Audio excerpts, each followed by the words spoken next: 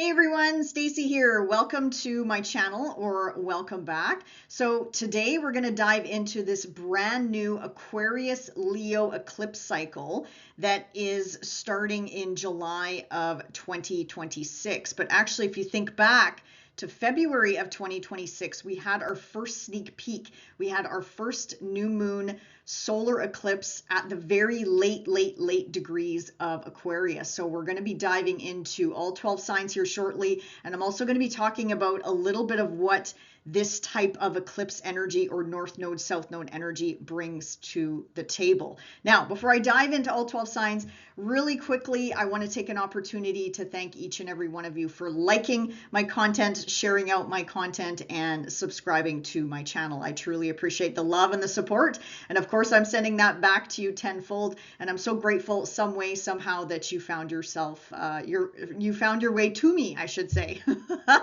Anyway, another reminder.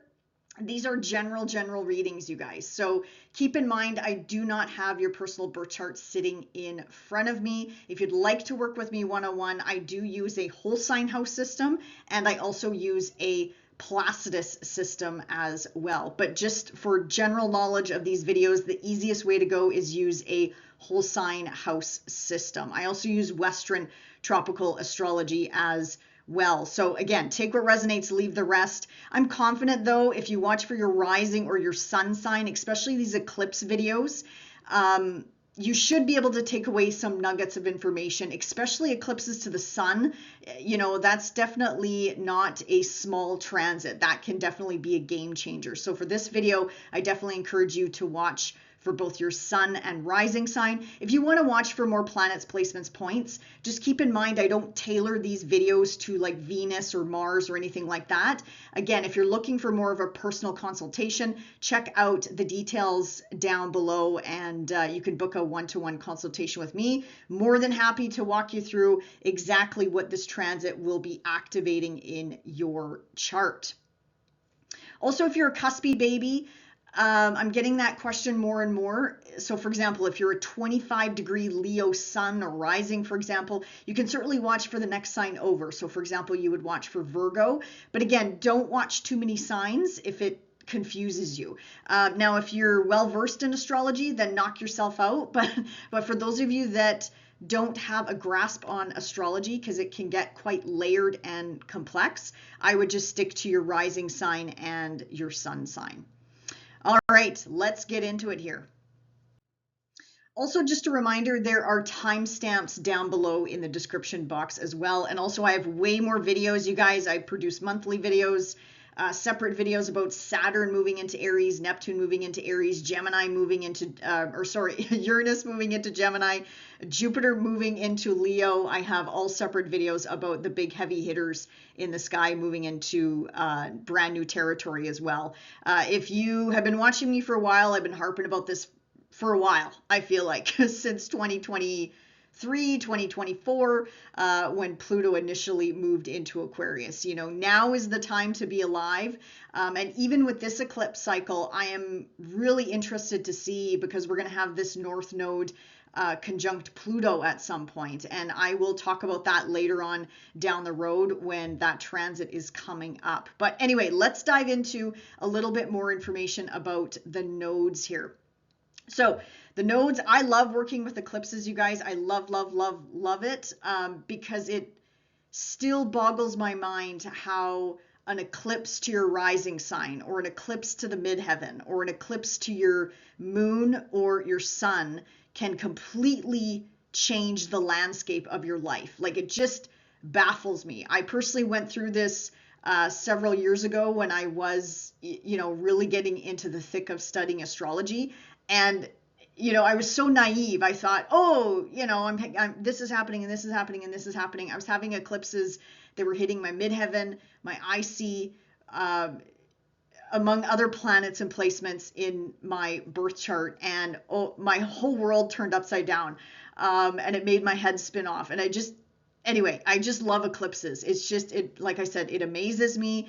It's similar to a heavy hitter transit, such as like Pluto coming up to, say, your sun or your rising sign, or transiting the first house. It's just, these are game changers, you guys. These are life changing aspects for the better. I'm an optimist. If you've been following me for a while, I'm an optimist. So I always take this energy higher. So I know I probably drive some of you nuts with my optimism, but I mean, why not?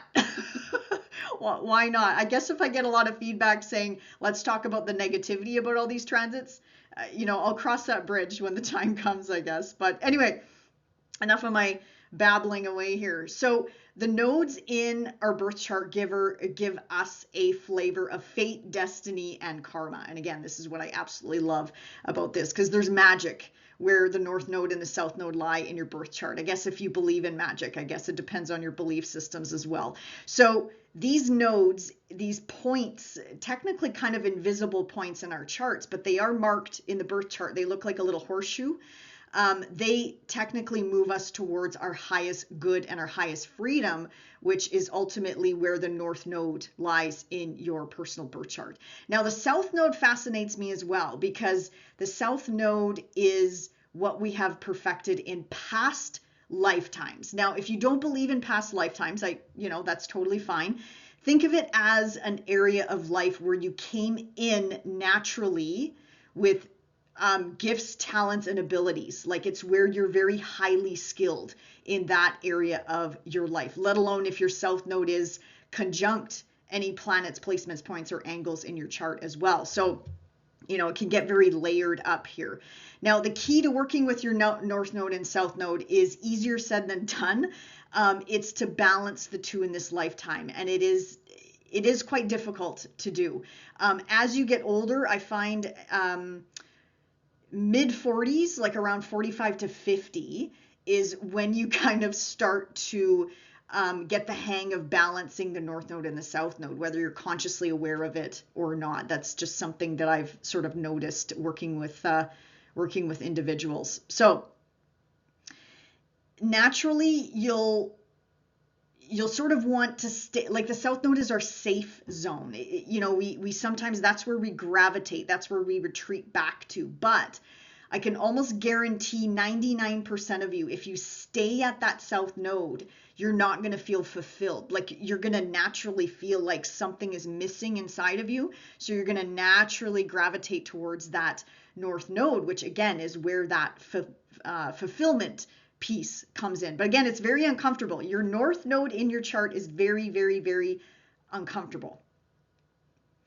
Also, where you have the north node and the south node in your birth chart, especially if you have it in your first house and seventh house, you're going to experience a lot of change in your lifetime. I should also say, if you have the north node in the 10th house or south node in the 4th house, the big angles of the charts, there can be a lot of upheaval in your life, and that's just naturally. That's just what you signed up for in this lifetime or this experience, I guess, if you believe in that.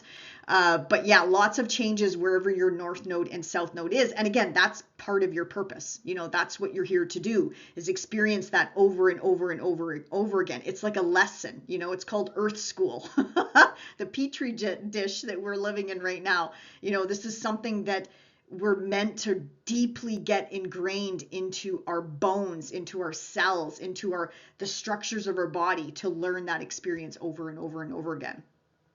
So anyway, on the slide here, I have just some high-level facts about the energies that we're going to be leaning into. So officially, as I mentioned, the nodes are going to be moving in July of 2026 until March of 2028. So this is not light switch type of energy. This energy is going to carry us for several years. Now, the north node is where it in Aquarius this time around. So Aquarius is a fixed air sign. Aquarius is also ruled by Saturn and Uranus.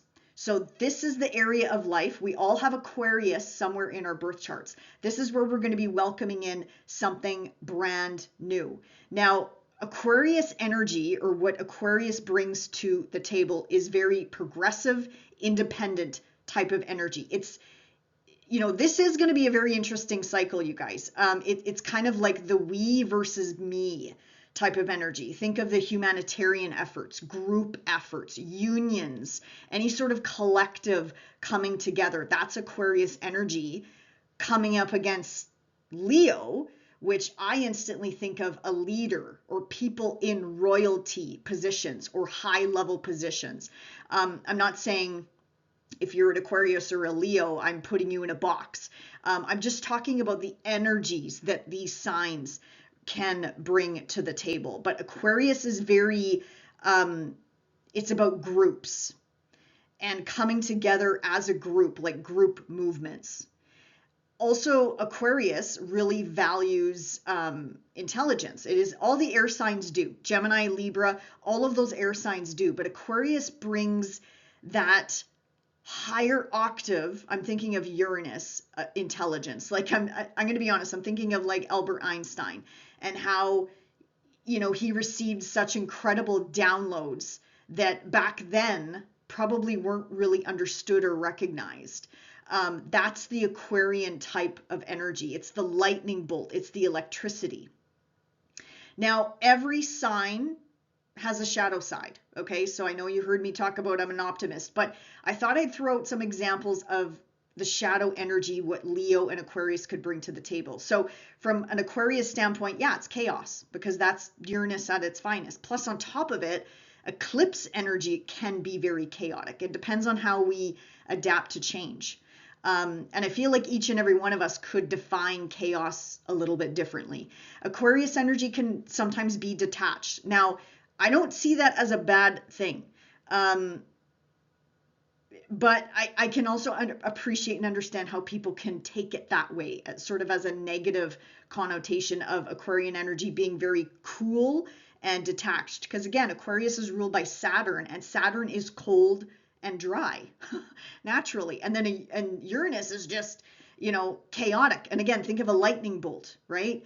So sometimes that, to me, I don't see that as a horrible thing, but I can also appreciate how that can come off, especially in relationships. I'm thinking about if Aquarius or Leo is part of your maybe seventh house, it can be difficult in relationships when you have a partner that maybe has a stellium and Aquarius and they're a little bit more cool, calm, cool, collected, and a little bit more detached. They can kind of step back and look at the bigger picture. So I can kind of see that as a pro and a con. But anyway, very opinionated. Both of these energies are. Both of these energies are fixed.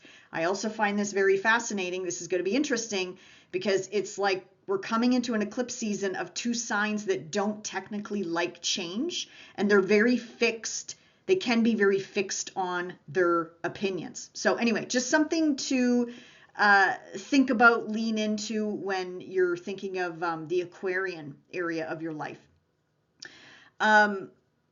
Also, from a medical standpoint, I'm just spitting out some examples here. Aquarius rules the ankles, the calves, the circulation system, and the electrical system of the body. Now, I'm just scratching the surface here. This is just a couple examples. I'm thinking for all of us, these areas of the body might require extra attention. Our nervous system is already going through a lot in 2025, 2026, and beyond, because Uranus moving into Gemini is a lot for our electrical system. It is a lot. So I'm going to be honest, the North Node coming into Aquarius is not going to help our electrical system.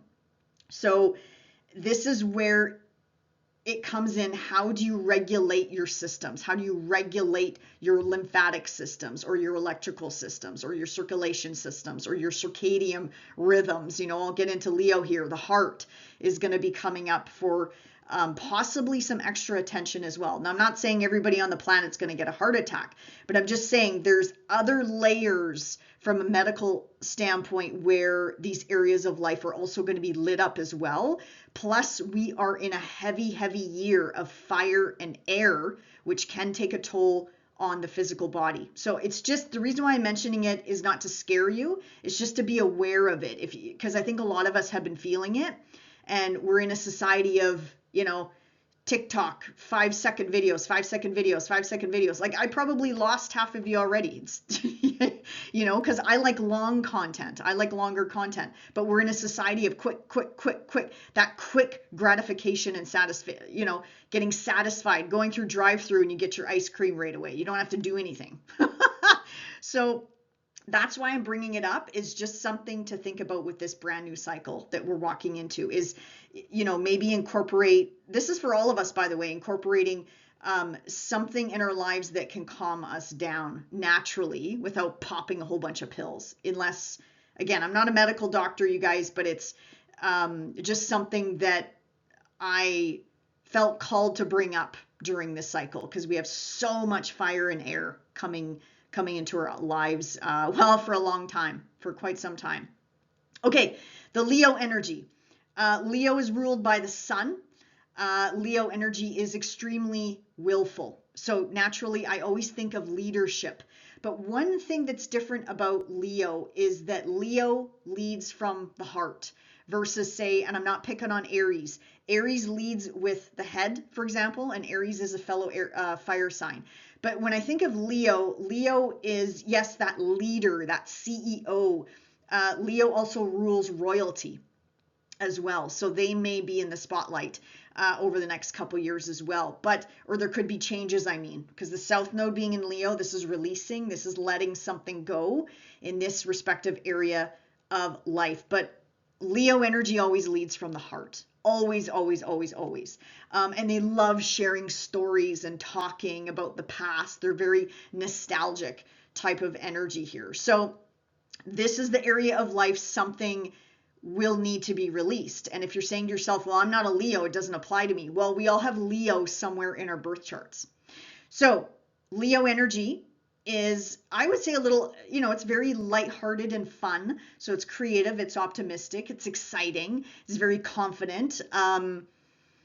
It's that childlike spirit that I love that Leo brings to the table. But again, there's always shadow themes like I was talking about there with Aquarius. So some shadow energy of Leo is being over dramatic, like it's creating a mountain basically out of a teeny tiny molehill, okay, or a teeny tiny problem.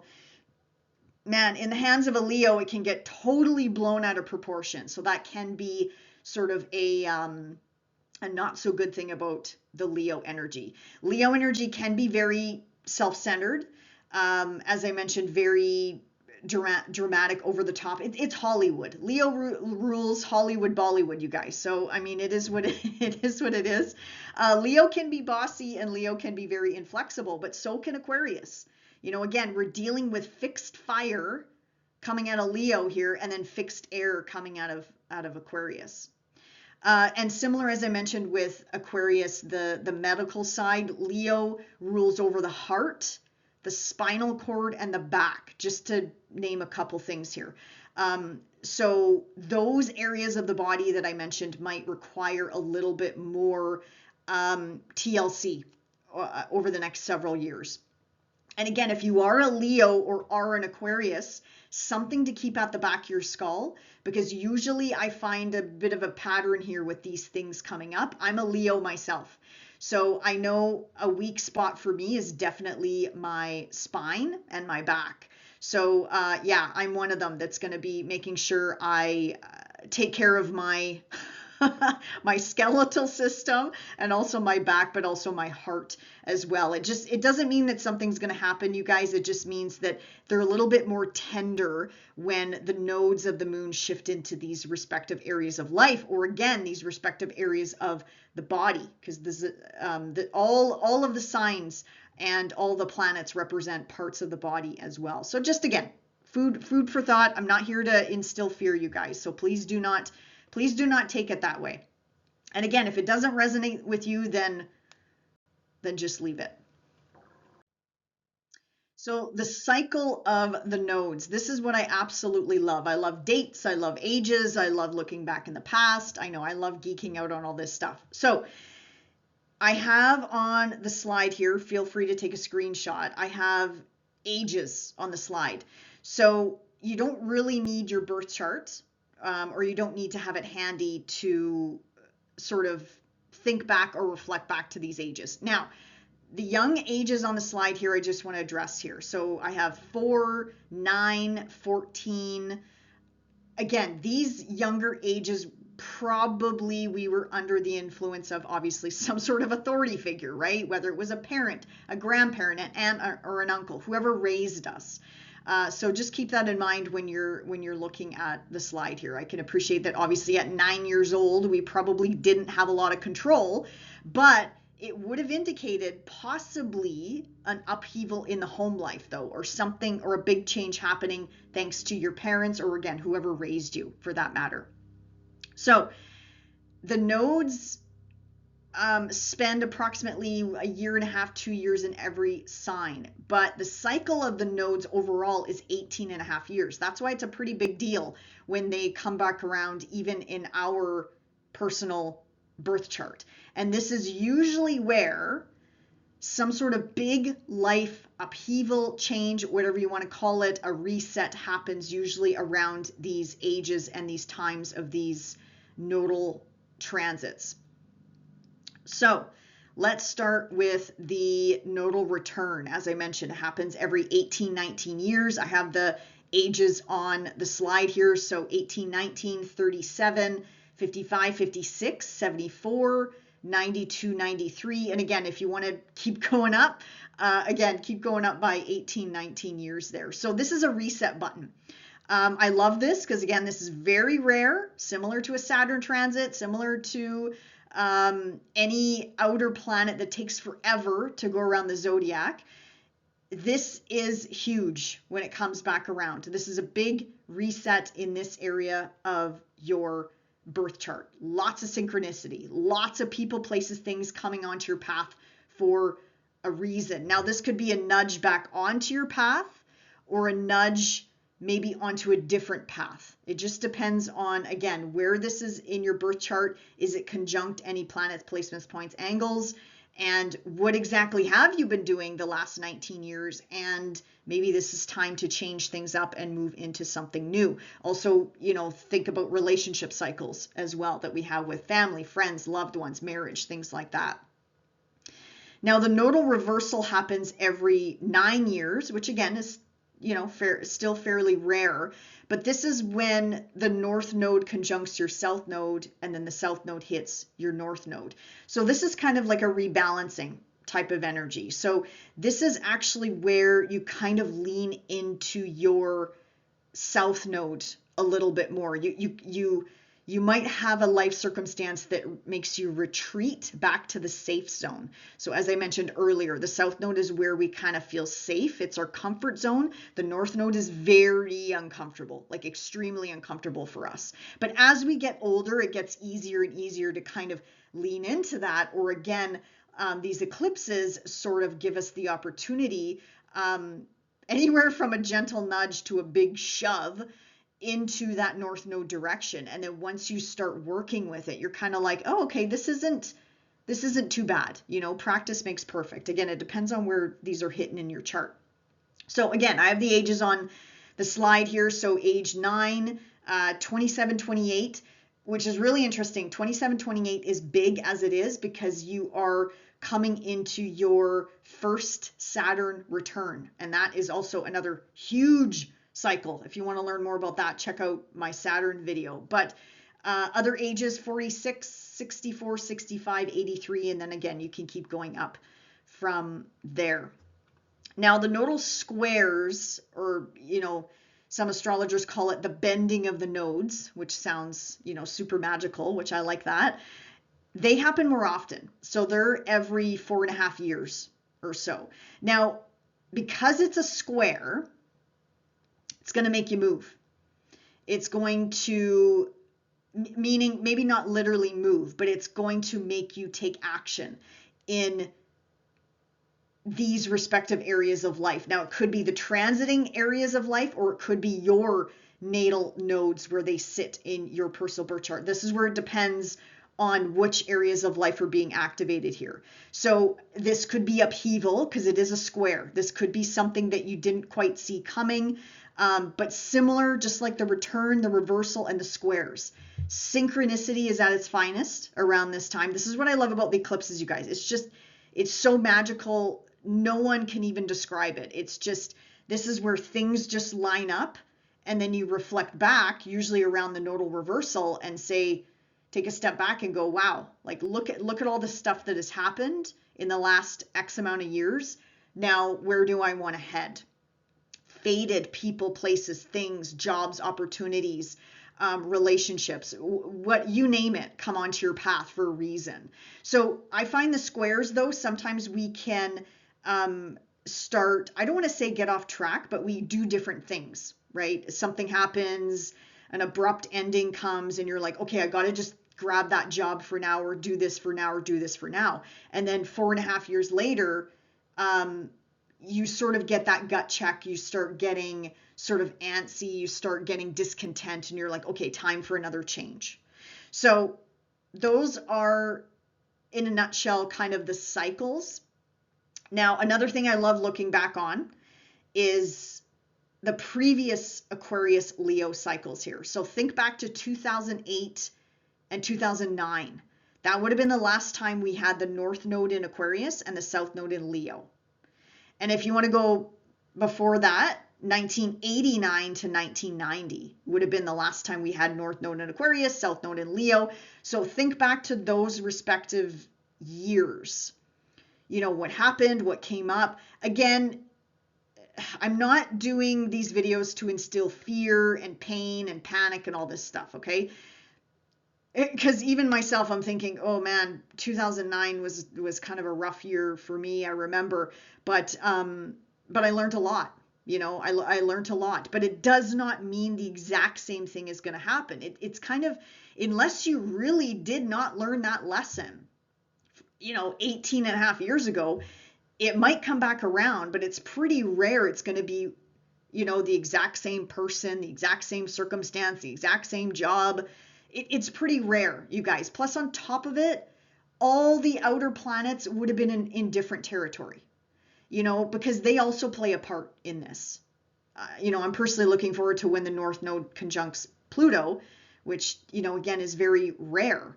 I'll talk about that later on. But anyway, I just kind of wanted to be crystal clear there. It's just something to reflect back on. Now, to add another layer here, similar life themes from 2017 to 2018 could also be coming up as well. And the reason why I say that is because that's when the North Node was in Leo and the South Node was in Aquarius. So again, not the exact same cycle, but similar. Like similar themes could be coming up. And if you want to go, so 1999, late 1999 to early 2000, same thing. That's when the North Node was in Leo, the South Node was in Aquarius. So again, think back to these respective time periods. Something similar could be coming back around. Similar lessons, or similar circumstances or situations. So for example, maybe back in 2008, 2009, you made this huge global move, for example, and maybe now you're considering doing something different, or you're want to move back to the homeland, you know, and maybe it's, you know, moving back across the globe. So again, that's just a simple example of what I mean by cycles and patterns can sometimes repeat themselves, but they're, again, it's pretty rare that they're exactly the same. Okay, and then last before least, before we dive into all 12 signs, here is a slide of all the dates. So feel free, everyone, take a screenshot, put these on your calendar, circle these days. Keep in mind, though, it's pretty rare it's about the day. Like, as I mentioned earlier, if you were watching me earlier, these cycles are not light switch energy. It's not, okay, your life changes on February the 17th, your life changed on, you know, August the 12th, your life is going to change. And then that's it. The cycle's done. No, God, no. As you can see on the slide here, and I hope this does not confuse you, I wanted to list all of them up to the end of 2027. And as you can see, look how they're layered in here. So we had our first, as I mentioned, we had our first solar eclipse back on February the 17th at 28-29 degrees of Aquarius. That was the very first eclipse in this cycle that we're in right now, or I should say that we're coming up to, depending on when you're watching this video. That would have been a breadcrumb. Some of you would have been a big breadcrumb, especially say if it hit your rising your love line, your career line, your sun, your moon, your Venus, whatever. That it might have been a big breadcrumb, but regardless, it was a hint, a clue, a nudge. Again, that's what these eclipses do. It's kind of like they nudge you onto a new path, a different path, or it's kind of like a wake-up call, like, do something about this energy. So that would have been just a small hint. And then on March the 3rd, shortly after that, we had a lunar eclipse in Virgo, because again, we wrapped up the Pisces Virgo cycle. Technically, we're going to be wrapping that up in July of 2026. But as you can see on the slide, we still have several eclipses that are going to be impacting the Piscean and Virgo areas of our life. So as you can see, it's not cookie cutter, you guys. It's not, okay, one cycle ends and one new cycle begins. I think the August eclipses are going to be very impactful, very impactful. That one on August the 12th, solar eclipse in Leo, that one's going to be a big one. And in my monthlies, you guys, I will also remind you. So we'll talk about that as well. And then the second one in August there will be the final eclipse in Pisces. So I think that's also going to be big, because that'll be our last eclipse in Pisces for another 18, 19 years. And then our final eclipse in Virgo doesn't even happen until early 2027. So you see how they're kind of layered in here. Now, if this confuses you, you guys, then let it lie, okay? And if you're interested, like I said, I'm more than happy to work with you if you're interested in learning more about this, especially these degrees. Pay attention to those degree points if you know your chart. If any of those degree points, and look at that, Capricorn, we're even going to have a Capricorn eclipse in 2027.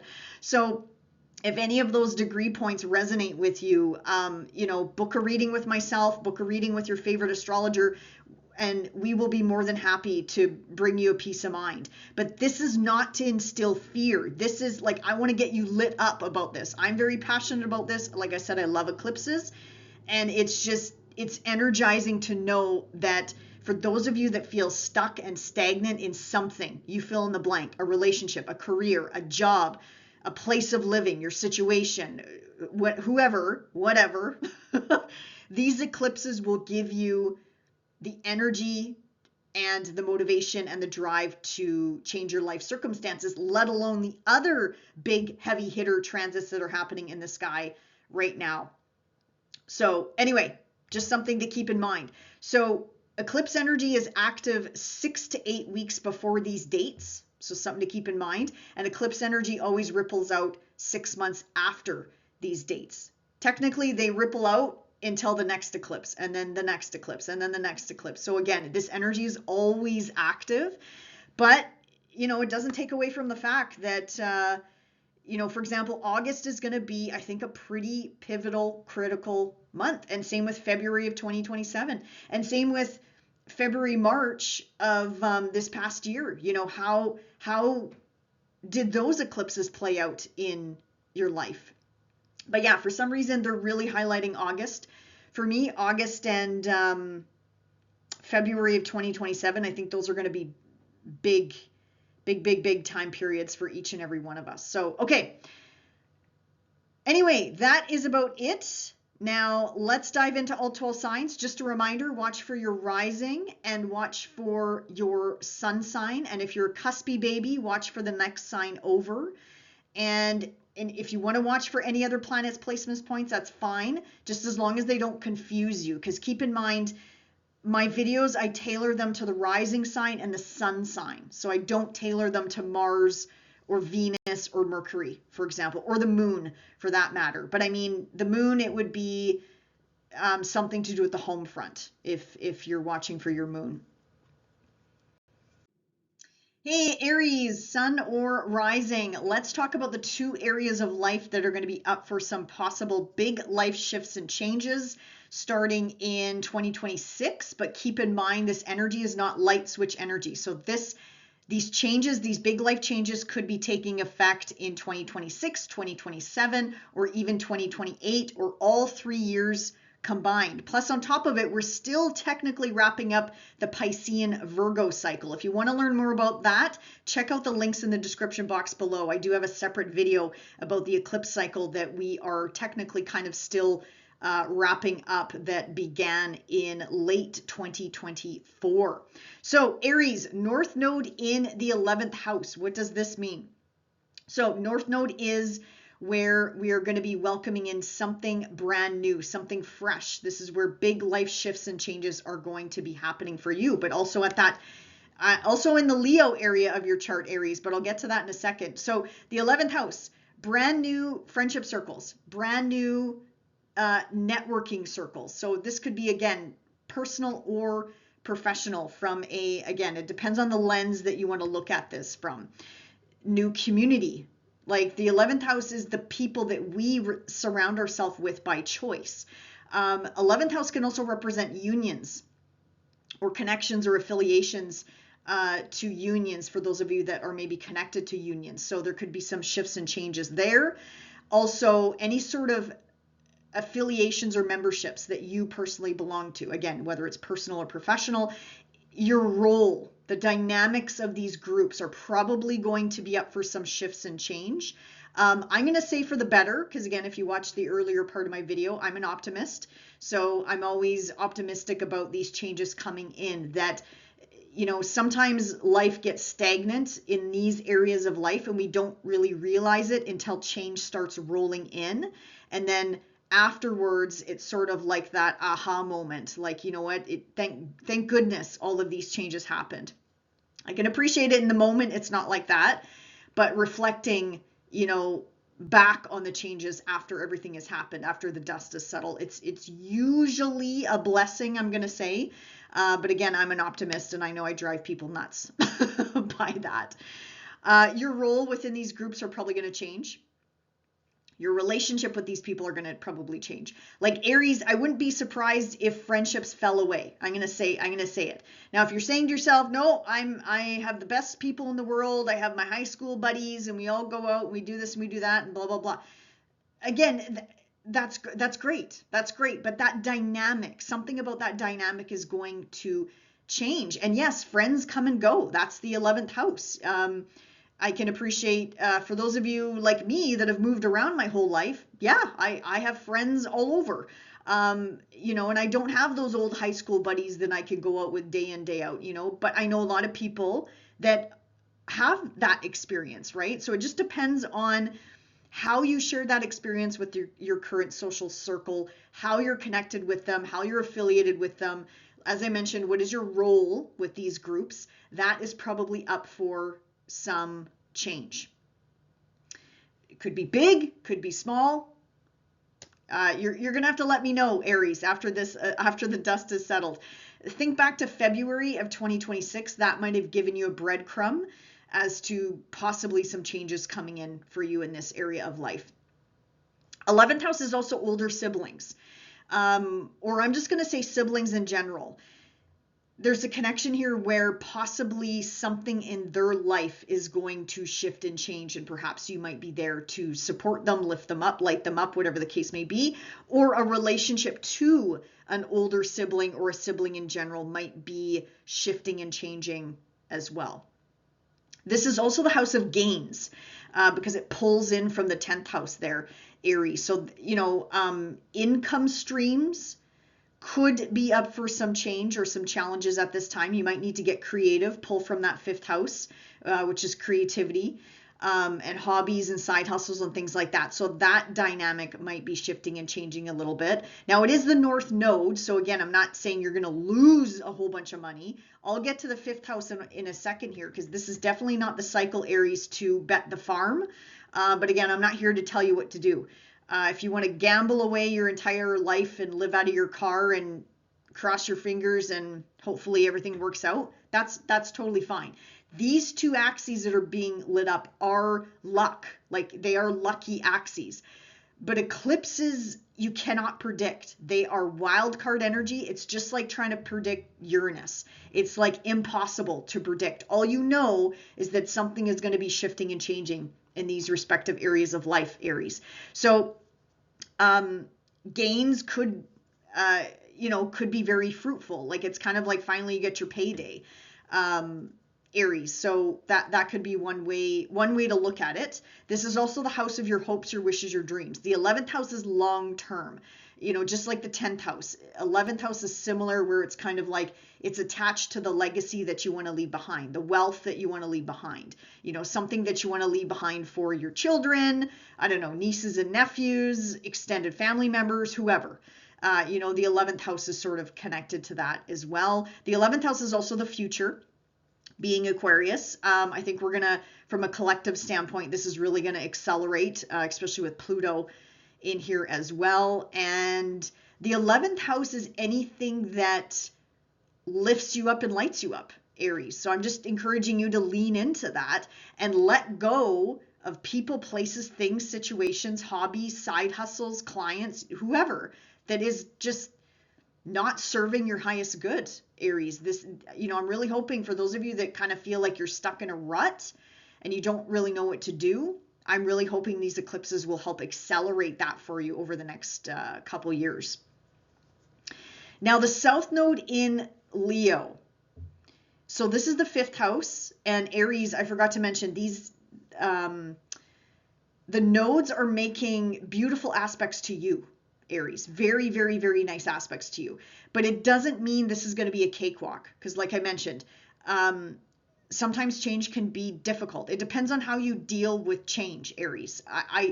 I would think, I guess, depending on your other planets, placements, points, your cardinal energy, you're all about fresh new beginnings, fresh starts. You got Saturn in your sign, Neptune in your sign. It's like go big or go home. But I can appreciate some of you might have a lot of fixed energy, so maybe change really scares you. So again, this is where I would need your personal birth chart to really dissect how these faded nodal points are interacting with your chart. But technically, looking at my blank chart here, they're making beautiful aspects to you. They're making opportunity aspects to you, Aries. So this is about, are you going to grab the bull by the horns, or are you going to just kind of like let opportunity pass you by? Because as I mentioned, you know, fate, destiny, fortune only goes so far. But I mean, this is where our free will comes in. And yes, eclipses sometimes can force our hand, but sometimes not. Especially, you know, I can see this trine here. Trines, sometimes it's a very complacent type of energy, not like squares. Squares are very active and energetic, and they sort of force us to move. So I'm thinking, Aries, one thing to watch out for, especially those of you that are like hoarders, you might continue to collect and gather things and gather things and gather things. Because I'm thinking in that 5th house, you got to let something go. You got to clean out the garage. You got to clean out the attic. You got to maybe let go of a hobby that's just not working anymore, you know, so you can connect with maybe other like-minded individuals in that 11th house. It's kind of like making room and space, Aries, for something new to find you in the 11th area of your house. Even like scientific or technological is going to be big for all of us as well. But anyway, South Node in the 5th house, this is letting go of maybe the kids leaving the nest, like children leaving the nest once and for all, and or big changes in a grandchild's life, big changes in your children's life, changes with your hobbies, as I mentioned, anything that gives you pleasure. 5th house is pleasure. So it's kind of like giving up or letting something go, even for some reason, I'm picking up for you, Aries, something about a dirty, naughty habit. I mean, that's more 6th house energy, but I'll throw it out there anyway, because for some reason, I'm picking that up for you. But this is letting something go, releasing something that's just not working in this 5th area for you. This is also the house of romance and dating and sexuality as well, Aries. So again, is it time to get more serious? Is it time to, I don't know, put a ring on it? Is it time to, I don't know, Aries, you fill in the blank here. This is where I would need to understand your relationship status, you know, what you're looking for. I guess it depends on your age as well. So if the romantic side doesn't resonate, it would be the creative side, diving into brand new, fresh hobbies and connecting with like-minded individuals. As long as it, again, has to be what lights you up, lifts you up, Aries. Actually, for those of you that have a gambling addiction or a sex addiction or, you know, an entertainment, something to do with entertainment and pleasure, like overindulgence, Aries, maybe that is what I'm picking up. Something here has got to get let go of. Really good cycle to do it, you guys. I'm not judging. Really good cycle to finally purge and let go of something that's not working in this area of life, so you can expand that 11th house. And then, yes, Aries, quickly think back, 2008, 2009, 89, and 1990. That's the last time we had these eclipse cycles. So that'll also give you maybe some hints and clues as to what this cycle could be bringing up for you. Otherwise, Aries, enjoy this cycle, and we will see you back here in the next video. Bye for now. Hey, Taurus sun or rising, let's talk about the two areas of life that are going to be up for some big life change starting in 2026, and it'll likely carry us all the way until 2028. So Taurus, think back to middle of February 2026, where we had our first eclipse at the top of your sky in your 10th house, the very final degrees of Aquarius. So if you have your sun or rising sign or any planet or angle at the late degrees of Taurus, but even in other signs as well, you likely would have felt that eclipse back in February quite intensely, Taurus. So let's break down the 10th house and the 4th house. These are big angular houses, Taurus. All the fixed signs, so yourself, Scorpio, Leo, and Aquarians, are up for some big life shifts and changes. Now, I'm not saying this to doom and gloom you, okay? I don't know if you listened to the first part of my video. I love eclipses. I love how they can change our lives on a dime. Some of the other planets cannot do that, but eclipses have the power and the magic to do that, Taurus. So you're welcoming in something new at the top of your chart.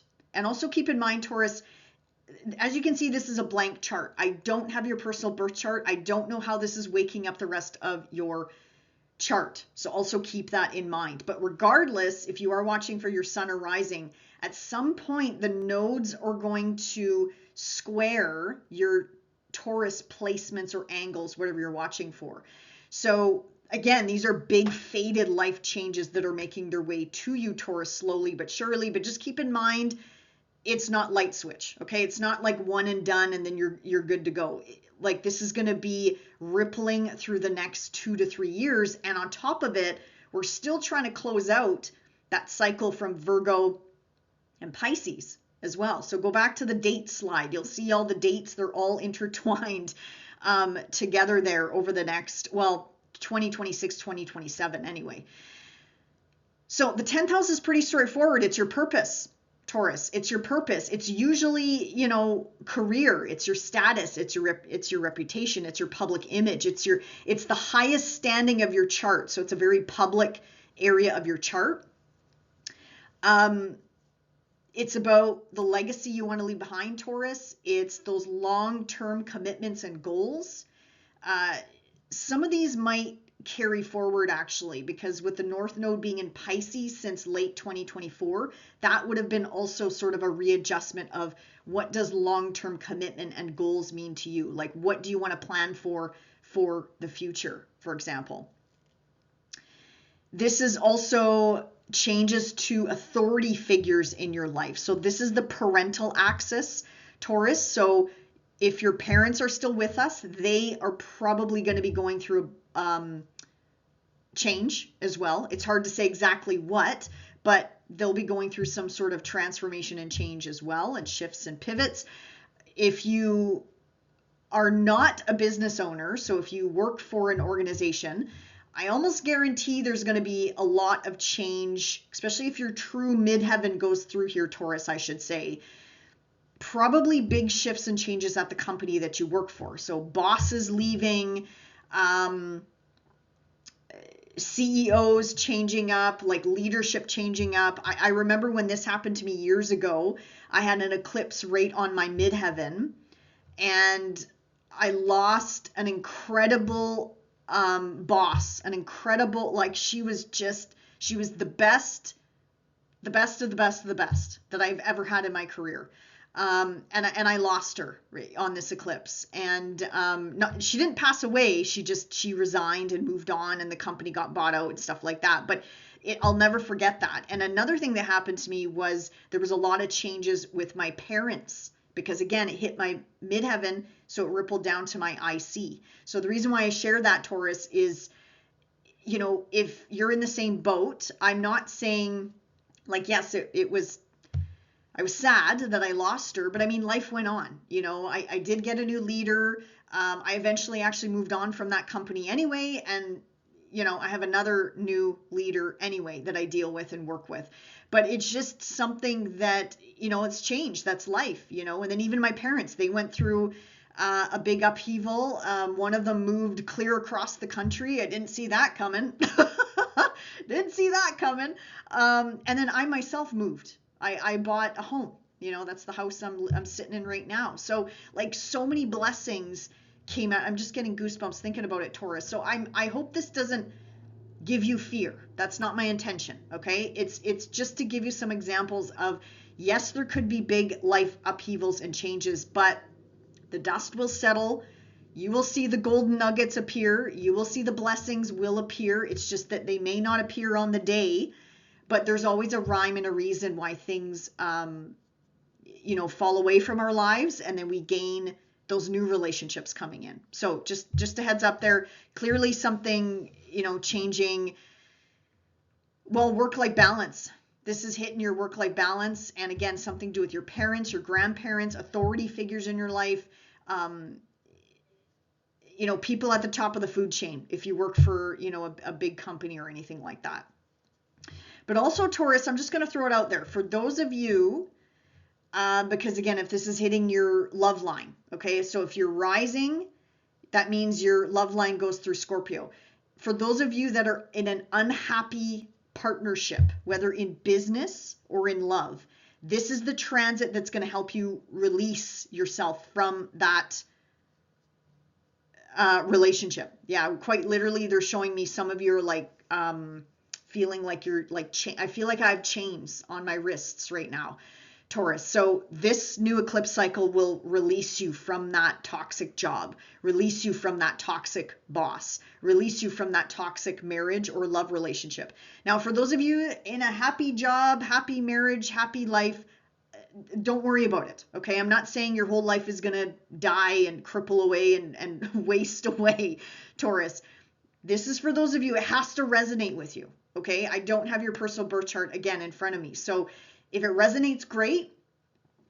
And if it doesn't, it means it does not apply to you. Okay. So don't worry about that. But this can indicate changes with your relationships, because again, it's hitting all your big angles. Also, your identity could change. That's why I'm thinking you could be changing jobs. If you're looking to change jobs, man, this is the cycle to do it. Maybe some of you already did back in February. Maybe some of you already did.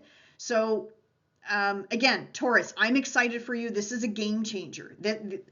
This eclipse cycle for all the fixed signs, this is incredible. This is a game changer.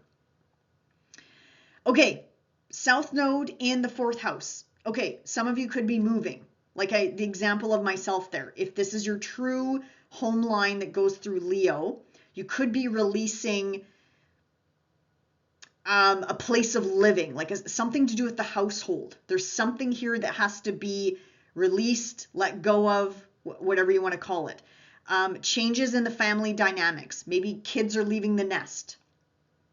Maybe family is moving across the country. I don't know, Taurus. Maybe you're going to be an empty nester. Or I don't know, maybe is everyone going to pile in on you and then you're going to be the one that moves out? You're like, I'm not doing this.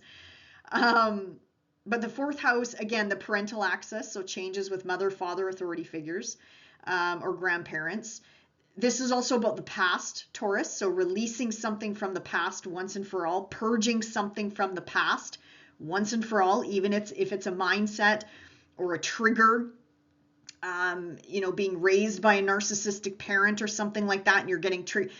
Excellent cycle to release that once and for all, because the South Node is very karmic. It's very fated.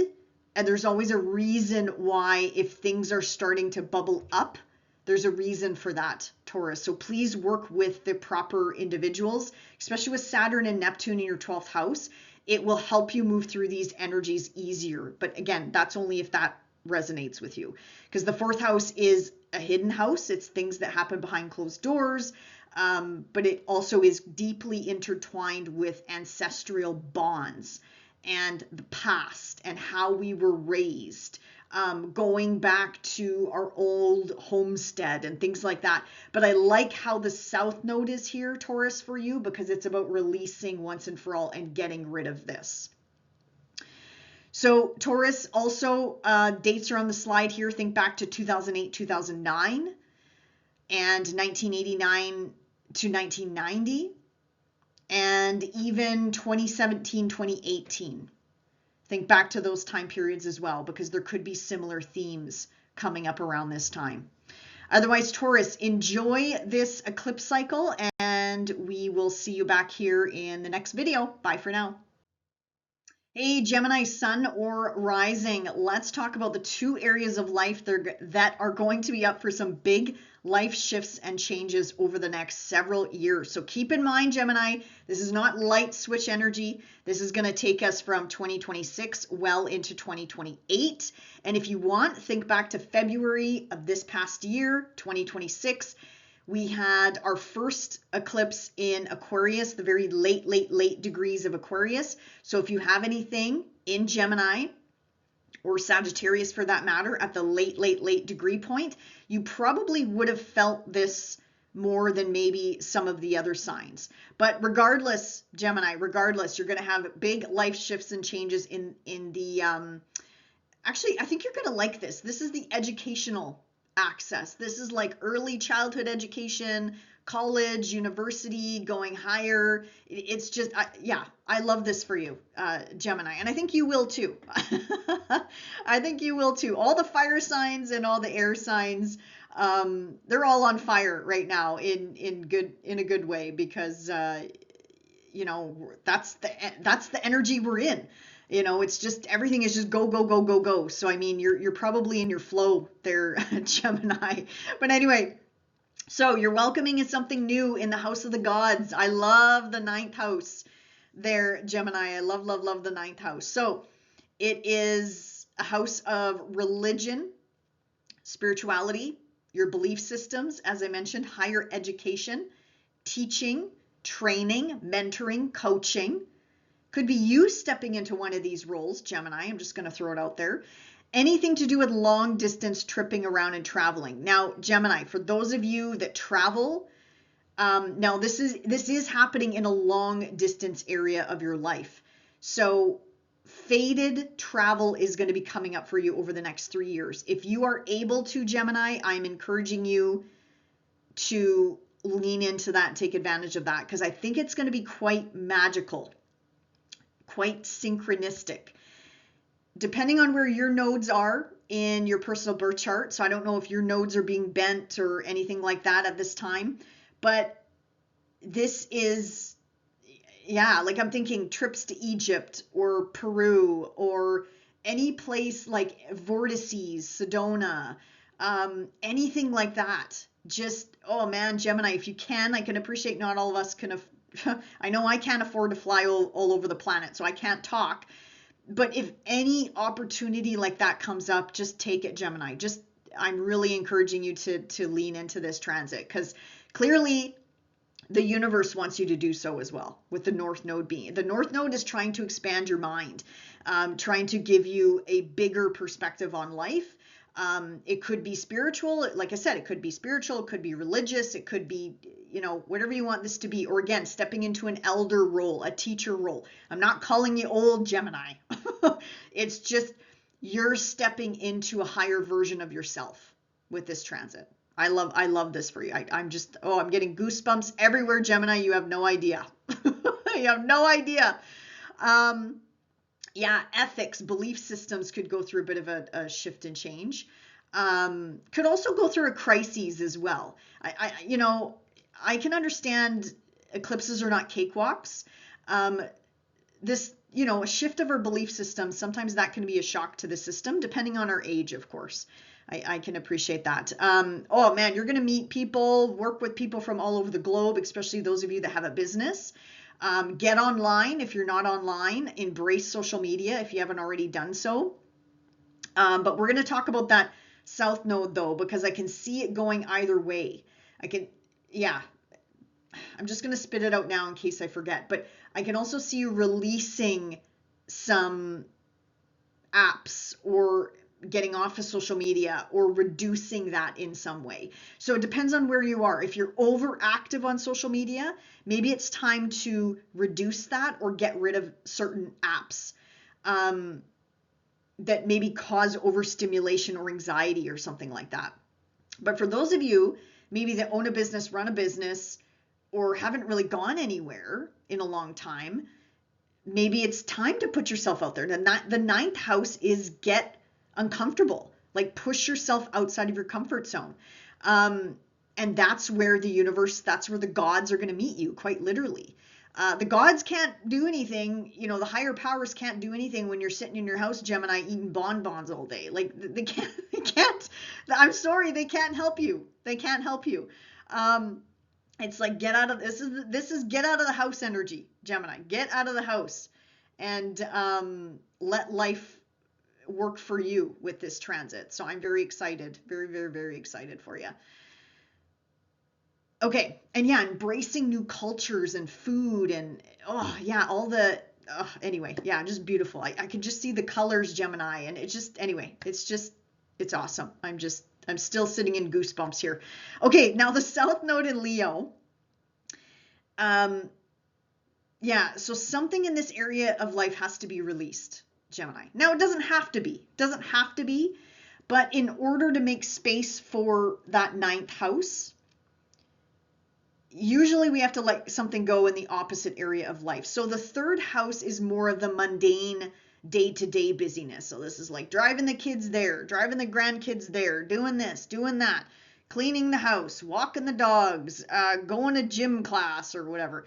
Like it's the mundane. It's almost like the third house is like the conscious, but it can also be the unconscious. It's like autopilot. There we go. That's the word I'm looking for. Like, you know, when we drive, if you drive, you hop in the car, you don't need to put the GPS on to get to work or, you know, go to Safeway or something like that, right? Or the grocery store, I should say. But it's autopilot, right? So something in this area of life wants to be released. This is how you speak. Third house is how you speak, how you digest information, how you chew on information. It's quite literally how you communicate. So that might be maybe up for some change. It's how you use technology. So that's what I mentioned earlier. Maybe something in this area of life does need to be released. So say you're on 6 different platforms, you might feel the calling to, or the need or the hunch to just release all of them or a couple of them, Gemini. It really depends. Okay. It really depends on where you are. Because again, if you're not online, Gemini, at this stage in the game in 2026 and you own a business, run a business, start with the most simple platform and lean into it and let it work for you. Educate yourself.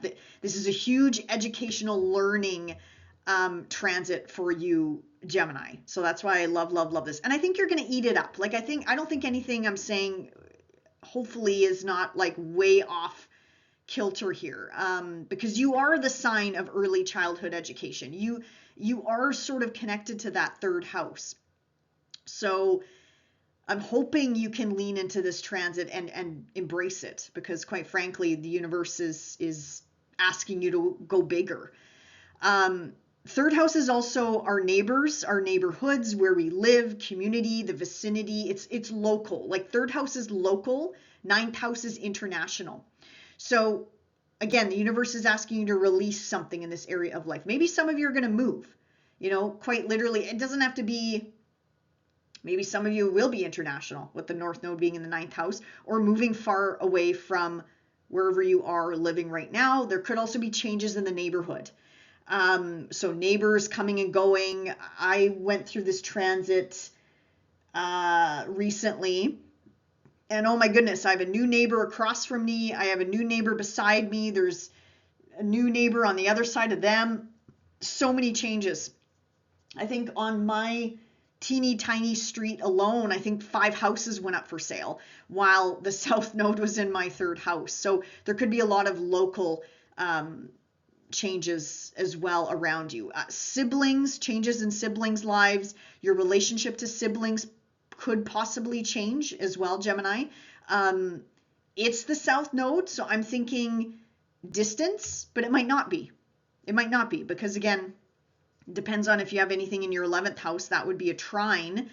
That would just indicate changes, like changes coming into a sibling's life.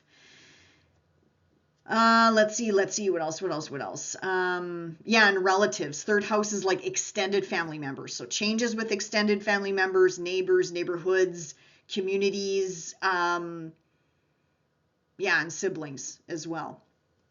Changes with how you use social media. We talked about that. Internet, changes how you use the internet, and changes to your transportation as well. Yeah, maybe Gemini, some of you have to upgrade your transportation. Let me think here. Yeah, I had to do that recently too, but the North Node was in my third house. But I mean, it doesn't matter. I had to. Like, I had to upgrade my transportation because I kept pumping thousands of dollars into my vehicle, and I finally like woke up and I'm like, what am I doing this for? You know? And everything aligned. You know, I thought, well, universe, if you're telling me that I got to let go of my vehicle, then show me the way. And oh my God, yeah, did things ever line up? I mean, they didn't land in my lap. I took action, but everything just lined up. I was able to sell my SUV. I was able to get a safety on it and get rid of it. That's what we have to do where I live. And it just, everything fell in place. My vehicle sold within 24 hours. And then I bought a different one, and everything was just so smooth. I'm like, how is this even possible? So I'm thinking maybe something to do with how you get around, Gemini, because I can appreciate not all of you are driving, totally fine, but something about how you get around might change. So planes, trains, automobiles, things like that, right? North Node in that 9th house, embrace the airline industry. You're going to be on planes, I think, a little bit more, Gemini. And also, if you work in the hospitality industry, there could be, again, changes, right? Because this axis represents also educational institutions. If you're an educator, if you work in that line of work, or teach children or teach kiddos or whatever the case may be, there's going to be some shifts and changes in those respective industries as well, Gemini. So anyway, think back to 2008, 2009. Similar stories, similar patterns and cycles could be coming up.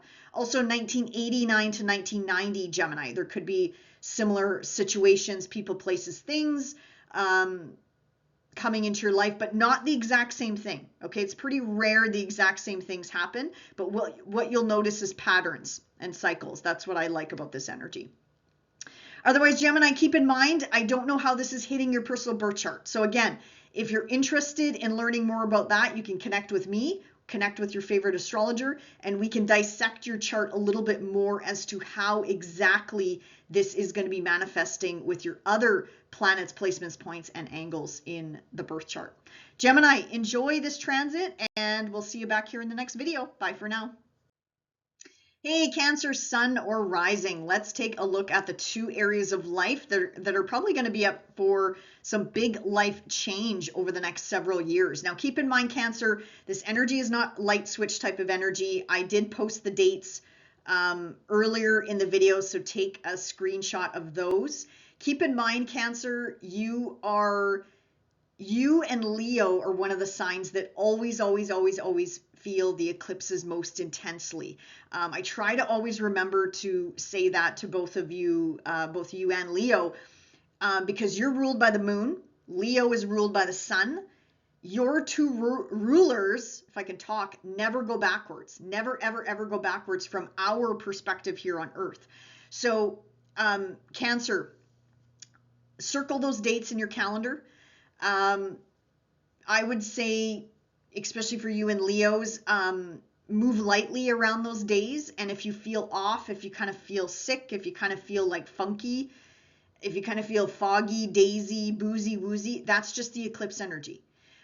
Leos, I find, are the same way. I'm a Leo sun. So when I started getting into astrology, I really noticed this. And my mom is a double Cancer, and I know she kind of goes through these funny ebbs and flows too, like what I do. So among other clients that I've spoken to as well that are Leos and Cancerians. So it's there's nothing wrong with you. It's just that's kind of the energy that these eclipses bring, because they eclipse out our rulers. So you got to just think of something basically blocking out our energy. Well, of course, the flow of energy, the flow of vitality, if it gets cut off from us, we're going to feel it energetically, right? Because our human bodies are like batteries. So, but anyway, I don't want to go down that rabbit hole, but just something to keep in mind, Cancer. Now, this new eclipse cycle is really, really, really going to restructure your financial situation, Cancer. So, and apply this to your circumstance, whether you're working or not working. And again, I don't have your personal birth chart sitting in front of me, Cancer, so I'm not sure how this is talking to the rest of your birth chart and waking up the rest of your chart, especially if you have planets in Leo or Aquarius for that matter. So anyway, let's start with the Aquarius area of your life. Now think back to February of 2026. This is where we had a late degree eclipse in this area of life.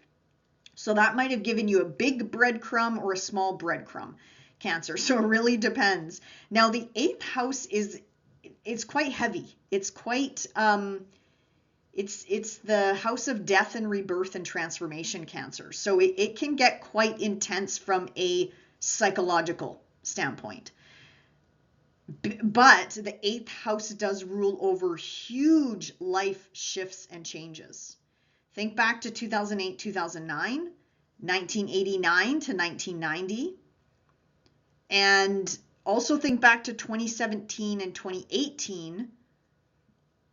That will give you some hints and clues as to what could be coming up with this cycle, Cancer, just as an example. Now, it doesn't mean the same things are going to happen, but there could be a flavor of fate and destiny and karma coming back around here. Now, getting back to the 8th house here, it's also the house of mundane financial stuff. So the taxes, debts, loans, mortgages, also your partner's finances, Cancer. So if you are in a marital relationship or a business partnership, their financial situation is going to go through some big change, which will, I'm guessing, more than likely impact you or ripple to you in some way, shape, or form. So their situation needs to go through some transformation. 8th house is also who you share a bed with sexually, so again, marital relationships, right? So it could change your relationship to a partner from a more intimate standpoint, I'm thinking though. Like 8th house is deep, that deep psychological connection that we have with someone. It's intimacy, right? The 5th house is fluffy bunny stuff. It's the fluffy bunny romance, the chocolates, the wine, the sweep you off your feet type of energy. It's the house where we just start dating someone. 8th house is not like that. 8th house is like marital agreements and signing on the dotted line, and you're sharing bank accounts and you're sharing a bed with this person, and you're literally sharing everything with this person, especially if you're living in the same vicinity. So that will probably go through some pivots and change, Cancer. Property might go through, for those of you that own multiple properties especially, that might go through some shifts and changes. I'm going to throw it out there, Cancer. Maybe some of you will be going through a divorce or are wrapping up a divorce. That could be a possibility as well. Now, again, if you're happily married, don't worry about it. I'm just throwing out examples here, okay? Again, I'm looking at a blank chart, so I'm just thinking of examples of what could be coming up. But these eclipses will move you along. So if you're trying to get through an inheritance situation, an inheritance battle, dare I say, splitting of the assets, whether it's through family, relations, a business, this eclipse cycle will help you move through that, Cancer, because again, the North Node is here as well. But it doesn't mean it's going to be a cakewalk, Cancer, because the South Node in the 2nd house, clearly there's something here you got to let go of. There's a material possession that you might need to let go of in this relationship or in this business partnership, Cancer. It's whatever you could be going through now, or I guess depending on when you're watching this video, or in the next, as I mentioned, couple years. Because yeah, this is not light switch energy. This is going to take us to 2028, and technically we're still wrapping up the cycle of the the ninth house and the third house for you, Cancer. We're still not technically out of that cycle yet, because we're still getting eclipses in Virgo, I believe, until 2027. So yeah, very intertwined here especially those of you going through a legal situation. Yeah, that could definitely flow through into the 8th house. 8th house is also the shadow. So this is about fear, power, control issues coming to the surface, Cancer. Again, whether this is just things bubbling up from the past, things bubbling up from past relationships, or in your current relationship. Suddenly weird things could start bubbling to the surface, and you could think to yourself, like, I don't know why I'm feeling this way. I'm feeling insecure. I'm feeling like paranoid. I'm feeling that, whatever the feeling is, Cancer, this is a very healing transit for you. So I encourage you to work with someone that can move this energy out of your body. Talk to a counselor, a social worker, a light worker, an energy worker, whoever. Okay, whatever you're thinking of to get this energy out of your body. But just deal with it though. Like, don't let it fester. Don't push it down into the body, Cancer, because it's going to come out in other unhealthy ways. As I mentioned earlier, we got to watch the heart. We got to watch the electrical system. We got to watch our back. Because again, these respective areas of life are being highlighted and being tenderized from a health and well-being standpoint as well, Cancer. So don't ignore the signs and symptoms. You, out of all signs, are very intuitive and psychic, whether you realize it or not. So listen to your body as well, Cancer. But anyway, this is where I'm also thinking some of you are going to be like merging assets with the North Node here. So this could be, again, getting together with a marital partnership coming in, maybe you're taking the next step with that partner, and then now you're sharing bank accounts, you're sharing beds, you're sharing mortgages, you're sharing car payments, you're sharing whatever. So this is also a merging of assets, Cancer. So it could be about releasing them, but it could also be about merging them as well. Either in love, marriage, or in business, Cancer. You could be going into business with somebody as well.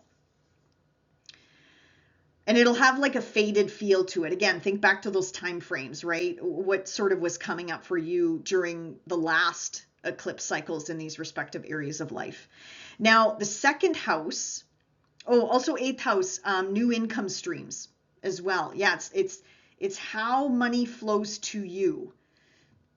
Is it through a partnership? Is it through a marital agreement? Is it through alimony? Is it through governments, banks, assistance programs, disability payments, 401k, RSPs, whatever? Like, how does money come to you? There could be a new income stream coming in, because in the 2nd house, where the South Node is, this is where you're going to be releasing possibly an income stream. So clearly income is going to be impacted here, Cancer. However income flows to you or your partner, which is going to impact you, there's going to be changes here. Like, the South Node is like sacrifice. So as I mentioned earlier, like letting go of material possessions that you don't need anymore. A work, like some of you could be releasing a work and income stream, but I'd have to see more of your chart to confirm that. But the 2nd house is work. 2nd house is also skills, talents, and abilities. So some of you, if this is somehow impacting your,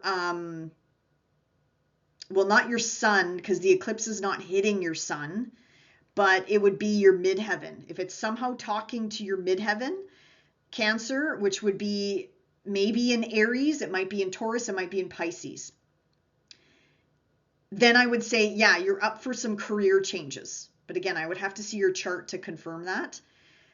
Or letting go of a like a skill, a talent, an ability that you've been doing for years and years and years, and then you let it go and you move into a brand new hobby. You monetize a hobby, a business. You're doing something completely different. So that could also be a possibility, Cancer, because again, South Node, this is where you're letting go of something. Also, perhaps your second house is sort of connected to the value system. Our values, beliefs are more like ninth house, but there could be a release point here as well for you. Buying, selling, yep, definitely. Buying, selling real estate, definitely a possibility as well. Just releasing, purging, releasing things that you just don't need anymore. Like you're making space. I encourage you, Cancer, to clean out the closets, make space for new energy, new money coming your way that is trying to find its way to you through that eighth house. So again, whether it is through a partnership or through you, like through what's that saying? The sweat off your brow, blood, sweat, tears. Like you're the one bringing in the cash, Cancer. So again, it depends on your circumstance there. Otherwise, Cancer, that is about it. So let me see here. Enjoy this brand new cycle, Cancer, and we'll see you back here in the next video. Bye for now. Hey, Leo, sun or rising. Let's talk about the two areas of life that are going to be lit up over the next 3 years or so. So keep in mind, Leo, this energy is not going to happen overnight, even though it might feel like it at times, because you are directly impacted by this eclipse, I guess, depending on what you're watching for, of course. But Leo, think back to February of this past year, February of 2026. That is where we had our very first solar eclipse in your opposite sign at the late degrees of Aquarius. So some of you, this would have been a big breadcrumb, a big clue, or maybe not much changed or not much happened, or it was more so changes around your external circumstances, perhaps, Leo. That would have given you a bit of a clue, a bit of a hint as to what could be coming down the cycle or down the pipe for you in this particular cycle, Leo, that's going to impact you directly. Now, one thing I want to quickly mention is you and Cancer have something in common.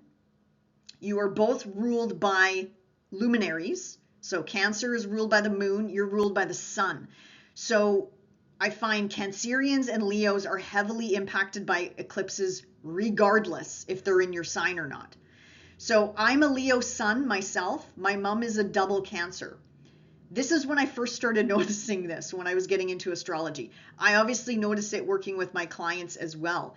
But when our ruler is blocked out or impacted in some way, we feel it physically in our body. Now, this is not going to resonate with all of you, okay?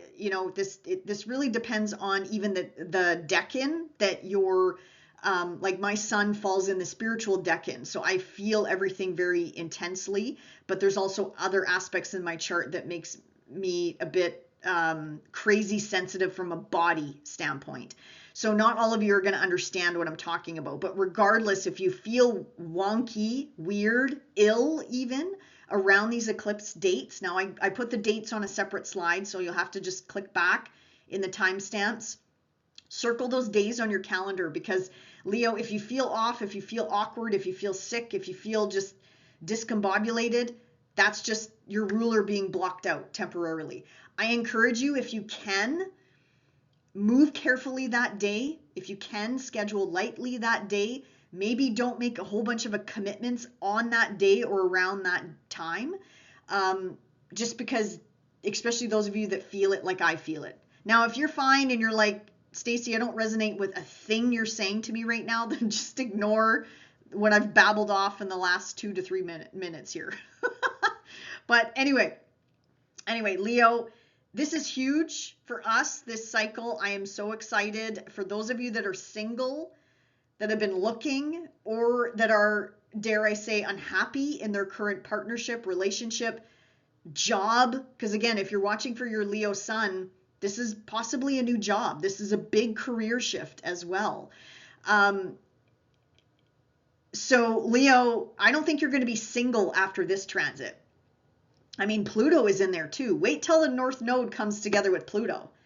That is a fated karmic magical event right there. But anyway, I'll talk about that closer to the day. We're way we're way far off from that. But still, Leo, this is pretty straightforward. You're welcoming in a new partnership.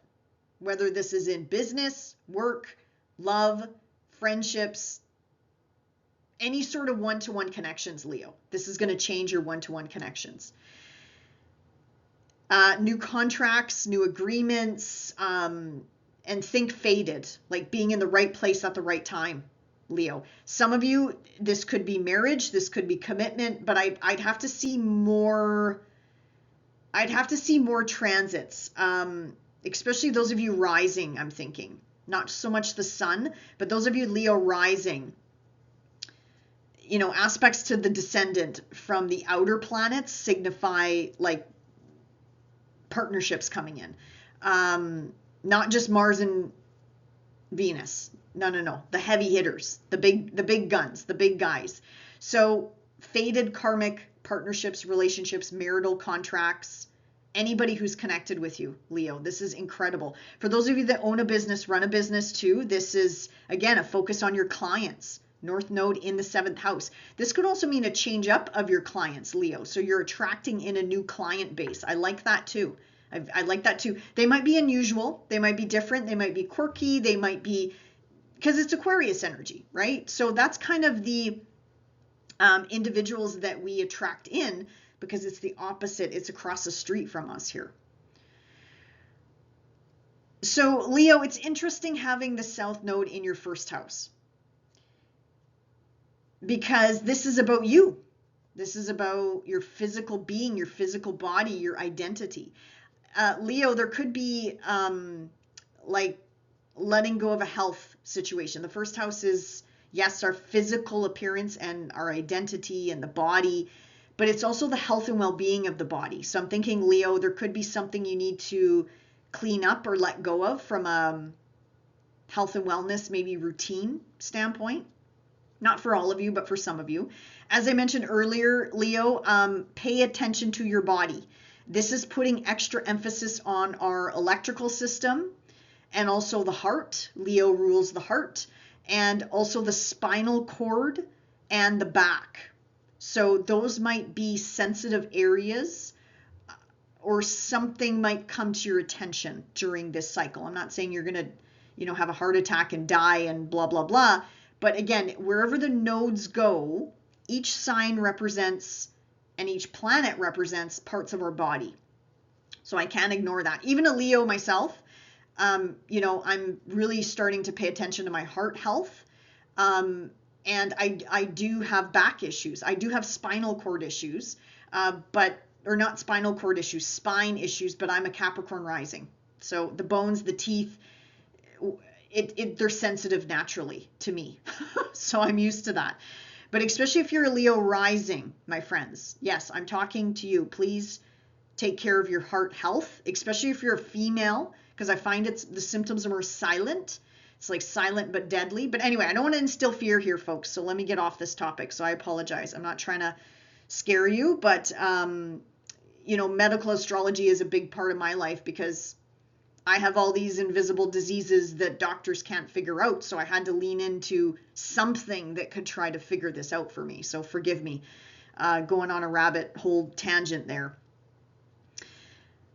Now, Leo, another thing that I find interesting with this eclipse cycle, because even myself, when I think back to 2008, 2009, 1989, 1992. So think back to those 2 eclipse cycles where you would have been impacted directly. But I'm also thinking 2017, 2018.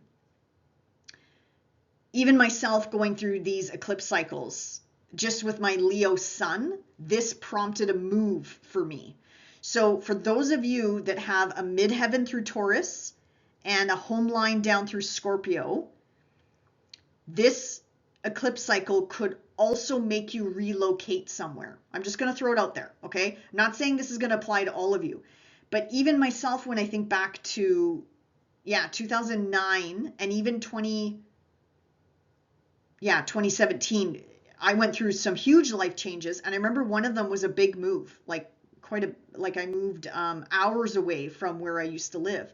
So it could prompt a relocation. Now, I did have to relocate because of my job. So that could be a possibility. And again, I'm not planting seeds, Leo. I'm just I'm using myself as a guinea pig as examples here. So forgive me. This is going to play out in your life differently, obviously, and it depends on what you're watching for too. But all of the fixed signs, that's yourself, Aquarius, Scorpio, and Taurus, all of those signs are up for some big, big life shifts and changes, because when the eclipses happen at the angular sections of our chart, it can really ripple out to multiple areas.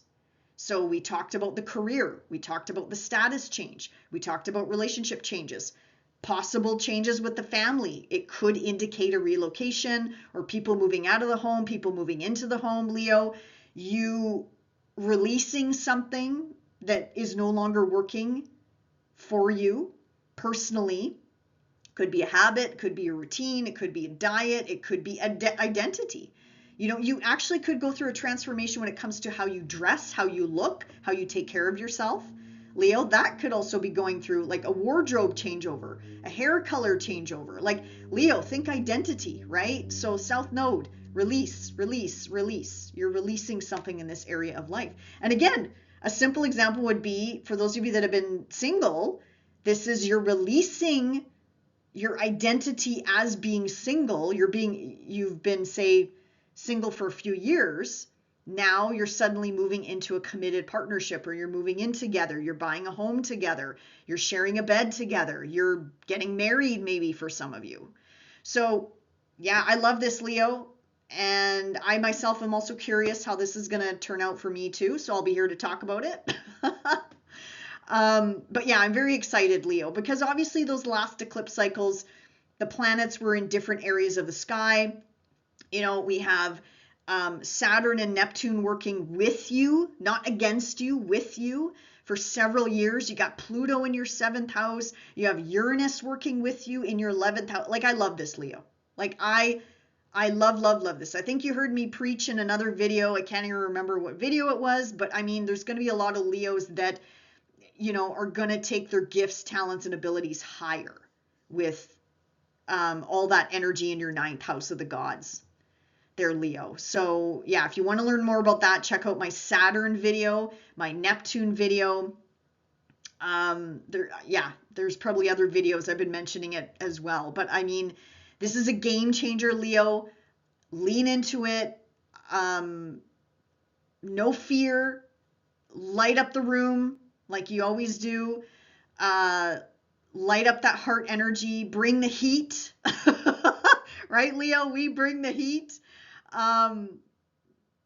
So yeah, I mean, I'm getting goosebumps thinking about it. So I mean, Leo, enjoy this transit, and we will see you back here in the next video. And keep in mind, Leo, I don't have your personal birth chart, so I don't know how this is interacting and talking with the rest of your chart. So always keep that in mind as well.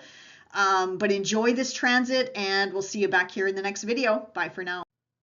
Hey there, Virgo, sun or rising. Let's talk about the two areas of life that are being highlighted with this brand new eclipse cycle. But keep in mind, Virgo, if you watched the first part of my video here, I put the dates on the screen. We are, I guess depending on when you're watching this, we're technically still in your cycle and the Piscean cycle. I mean, I think our final eclipse in Virgo is going to happen in 2027. So Virgo, don't think you're one and done here. You are still going to be going through big life shifts and changes with the South Node energy still kind of rippling through that 1st house and 7th house area of life for you. And then yes, on top of it, to add another layer, the nodes are going to be shifting your attention to 2 new areas of life. So let's break this down, Virgo. And just keep in mind, I do not have your personal birth chart in front of me, Virgo, so I don't know how, as you can see, the chart looks pretty empty. I don't know how this is talking to the rest of your chart and how these eclipses and the nodes, like, are they bending your personal nodes? How are they interacting with the other personal planets or outer planets of your birth chart. So just keep that in mind here. But anyway, regardless, you're going to be welcoming in something new, something brand spanking new in this sixth area of life. Now, Virgo, this is a heavy house. This is busy. This is a very, very busy day-to-day house.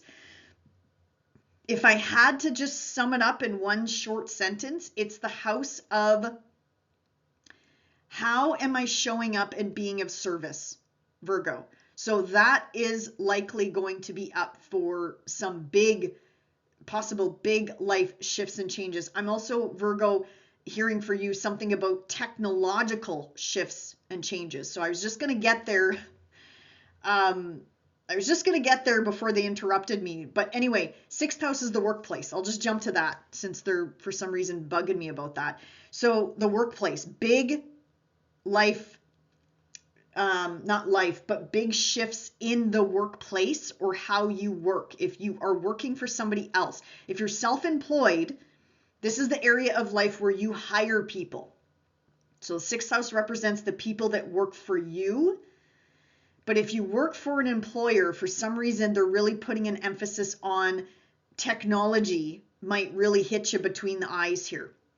And I get it. Life is speeding up. The earth signs and the water signs are going to have to put in some extra effort to stay grounded over the next several years because we're in such a wicked cycle of air and fire. And I know I'm an earth sign too. I'm a Cap rising. So I can feel it in my body. It's kind of like yin and yang and trying to balance that out, Virgo. So I'm not trying to scare you, but Aquarius being in your sixth house, I mean, maybe some of you already work in the technology sector or early childhood education or teaching people or working one-on-one with people or the beauty industry. I can see that as well.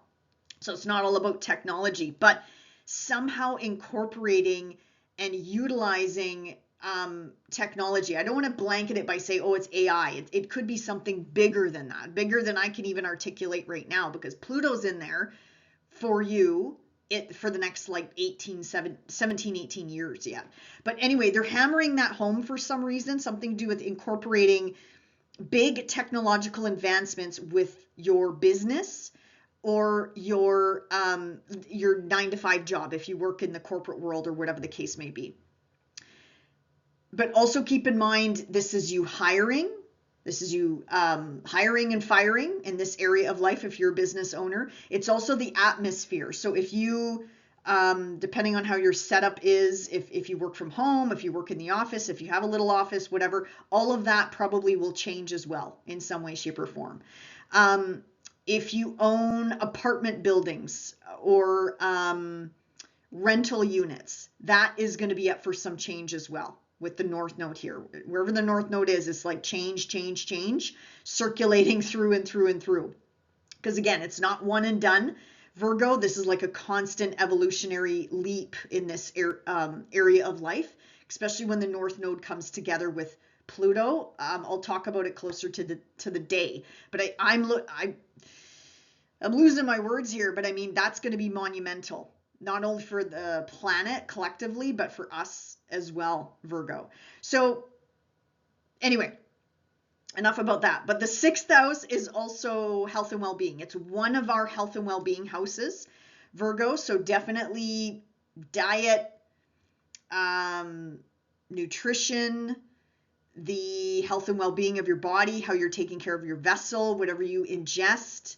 That could definitely be up for some change and, dare I say, challenge over the next several years. Because I, out of all people, know I have crazy tons of allergies myself. It's hard. It's hard to incorporate new diets and restrictions and stuff like that. But you got to do it, right? You definitely have to do it. The 12th house is also connected to our health and well-being. So the South Node there tells me you might need to let go of something because it's irritating something in you, or inflammation.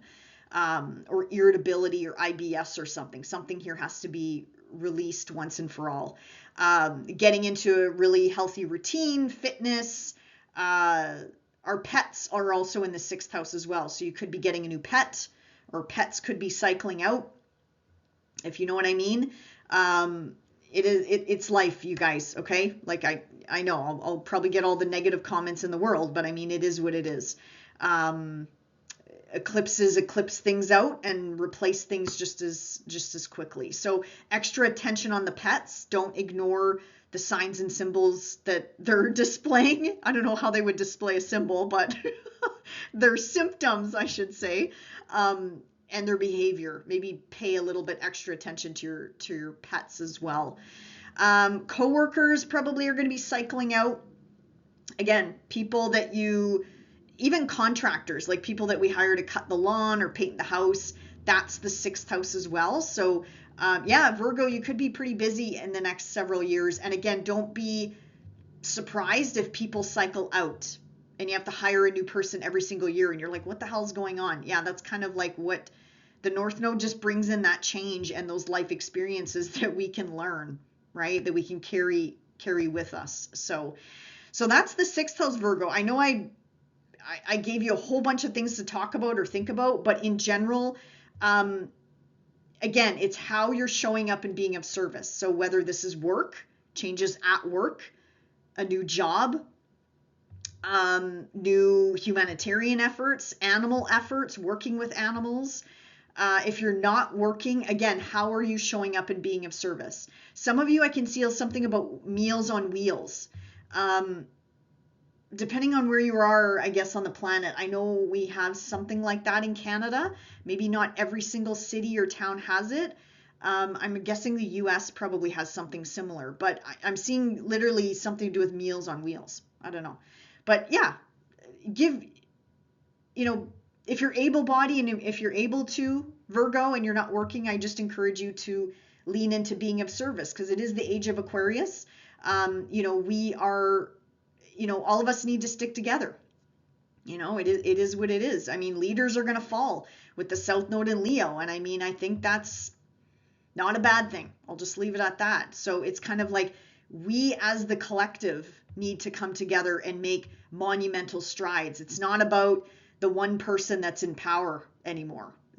Those days are coming to an end, especially once the South Node moves into Leo here. So anyway, okay, now the South Node in Leo, this is an interesting area of life to have the South Node, Virgo, because it's like, it is the house of endings. So, and the South Node is endings, letting go, release, purge. So it's like a duality here of endings and new beginnings, or extra emphasis here. 12th house is undoing, unraveling. And I'm not saying you're going to do that, Virgo, but 12th house is subconscious, or it can be subconscious, and then something comes to light. Maybe you start a new job and you get triggered by something and you're like, what the hell? I haven't felt that way since I was like a kid. Like maybe someone triggers you, right? That's the shadow coming up. So anything that comes up during this cycle, Virgo, and again, this is a 2 to 3 year cycle, anything that bubbles up, I just encourage you, don't push it down, work through it, work with a counselor, a light worker, I don't know, whoever, acupuncture, like get the energy out of your body is kind of what I'm getting at here, is release the toxic patterns that are weighing you down and holding you back. And I know it's easier said than done, but that's the point of these eclipses and why they're so long, because things come up, and then maybe you don't realize it until the next eclipse cycle. Some of you might have already been experiencing this with the South Node in your sign, in your physical being, your physical body, and the health and well-being of your body too, Virgo. So maybe some of you, this is just a continuation of that cycle. This is also kind of a gut check or an introspection of where is your time, your energy, your effort being spent, Virgo? Where is all that going? Including love. You just went through an eclipse cycle with your relationships. So people coming in, people leaving, marriage partnerships falling away. Not all of you, obviously. Business partnerships collapsing, moving on. Again, like people leaving your life. It's sort of that rebalancing of where do you fit in this picture? Are you the one doing everything? Are you the glue that's keeping everything together? And I mean, if you're saying to yourself, yeah, and I'm fine with that, well, then yeah, you do you, Virgo. I'm not here to judge. I'm just thinking of examples here. But this could be a real awakening. If it hasn't yet happened, the 12th house is awakenings. It's like big awakenings, big aha moments. It's spiritual strides here. It's spiritual growth, leaning into something, whether it's religion, spirituality, leaning into your belief systems, Virgo, that will get you through the dark. And you can't go around the dark. You got to just go through the dark.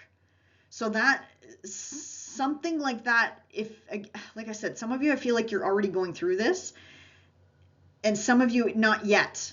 It's sort of like coming. And I don't mean to scare you, but that's the 12th house. It's cleaning out the closets. It's shining a spotlight in the dark. Like, what is sitting in the dark, Virgo, that you have not yet addressed? That's what this cycle could bring to the forefront. It's the black wolf, the white wolf. Which one do you want to feed? Which one do you want to embrace? I encourage you to embrace both, because that's the duality of life. Life is not just roses and sunshine and, oh, I serve the light, I serve the light. I mean, I even used to say that. And I do serve the light. But you cannot serve the light unless you understand the dark, Virgo. So, lights out. Sit in the dark, Virgo. Get comfortable with being uncomfortable. Anyway, I went off on a tangent there. 12th house is also sleep cycles, vivid dreams with the south node of the 12th house. I can vouch for that. I have that natally in my birth chart. Holy crap. Yeah. South node, 12th house. Yeah. Wicked dreams. Get a dream journal or record them on your phone. Do you. But yeah, you're going to have some cool dreams. Solitude, getting away from it all. Taking a break from the family, the kids, the wife, the partner, whatever. Just stepping back. Maybe taking a trip, a solo trip, getting to know yourself again, Virgo. And again, it's about what do you want? And then you fill in the blank. 12th house is also hidden gifts, talents, and abilities. Some of you need to bring that to the surface. Some of you have been working away, buying the courses, learning this, learning that. Okay, North Node in the 6th house. Guess what, Virgo? Now it's time to share that with the planet, with the world. Yeah, it's time to share your gifts. Some of you have something to share, because I can feel it in my, what chakra is that? The heart chakra and the sacral chakra. I can feel it just pulsating. So there's something that is trying to come out of you, Virgo. And I'm getting goosebumps like crazy. So anyway, Virgo, enjoy. Enjoy this eclipse cycle, and we will see you back here in the next video. Bye for now. Hey, Libra, sun or rising. Let's talk about the two areas of life that are going to be up for some big life shifts and changes over the next several years, Libra. So keep in mind, this is not one and done energy. It's just getting started in 2026, and it's going to ripple out into 2028. Now, think back to February of 2026. What happened during that time? That's when we had our first eclipse in your 5th house of Aquarius at the late degree mark. So if you know your chart, anything at the late degrees would have also been impacted. So some of you might have felt this a little bit more intensely than others, but regardless, eclipses in these two areas of life that we're going to talk about, you're definitely going to feel them regardless of what you're watching for. Also, Libra, think back to 2008, 2009. Similar life themes and cycles could be coming up. Not the exact same thing though. Like, it's pretty, I'm a big believer not the exact same thing can happen. But themes and patterns could be coming up. Also think back to 1989 to 1990. That's another time frame where, again, we were in a similar eclipse cycle. Also, I'm going to throw another date range at you. 2017 to 2018. Also, similar themes could be coming up around that time as well, just to kind of give you something to think about there. And technically the nodes are making beautiful aspects to you, Libra. Like, this is an opportunity aspect to you. This is flowing, harmonious energy coming into your sign. But again, what are you watching for? Is it the sun? Is it the rising? Any other planets, placements, points? I'd have to see how this is talking to the rest of your birth chart. But in general, you are welcoming in something new in that fifth house, Libra. Now, for those of you, one thing I do notice on my channel is I think I get a lot of Librans commenting about dating and not finding anyone, and it's and I get it, it's tough. It's tough out there. So I'm not making fun or poking fun, but you are the sign of relationship. If you're watching for your sun or your rising, part of your purpose is to connect with other people. So that's why you crave that connection. That's actually part of your purpose. I mean, there's more to it than that. But I'm just thinking of the sun. The sun is a little spotlight in our birth chart, and all of us know at least where our sun is in the birth chart, right? That's a spotlight. That is part of your purpose. That is what your soul signed up for in this lifetime. So for you, Libra, that's why you are here to constantly connect with people and live and breathe life through relationships. You're here to do relationships, Libra. I know some of you will love that, some of you will hate that, right? So, but anyway, I'll get off my soapbox here. But the reason why I'm saying this is because the fifth house is romance and dating. So I know I've said this a few times because we have Saturn and Neptune in your seventh house. That alone, that signature alone, especially if you're a Libra rising, that could bring in a solid, stable partnership, especially with Neptune. That's a higher octave of Venus, of love. And that's very faded karmic love. That's big love. It's not fluffy bunny. And Saturn puts a ring on it, right? Saturn's like, okay, I'm going to make a commitment to this person. So I love that already in your seventh house. But again, Saturn moves slow. Neptune is very slow. But now, to add another layer, well, you have Pluto, first of all, in your fifth house, and you have now the North Node coming into your fifth house. So Libra, if you are not in a relationship within 3 years, then I don't know. I guess I got to retire as an astrologer. Because all I see for the Libras is relationship. Now, you have to get off your butt though, Libra. You can't expect Prince Charming or your princess to show up at your doorstep. And if they do, please let me know, because I haven't yet heard of that. It doesn't mean it's not possible though, right? It could be your neighbor. Hell, could be your neighbor. Who knows? Could be a person across the street. Who knows? But if you want love, Libra, I'm sorry, you got to keep going through the motions of trying to find a partnership. So anyway, I just babbled on for like 5 minutes about that. Libra. So yes, love, romance is on the menu, Libra. I love this for you. I love, again, another heavy signature here of partnerships, relationships, marital agreements. I love it. Faded love, big love. Like, I love it. Kids, starting a family, North Node in the fifth house, fertility. Again, I need to see a little bit more, but I'd have to see your personal birth chart. But I mean, Jupiter in Leo opposing your, fertility, folks. So, or grandbabies, right? If it's not you, it could be grandbabies coming in, children coming into your vicinity, into your life in some way, shape, or form. Also, I'm seeing families coming together, like mixed families coming together.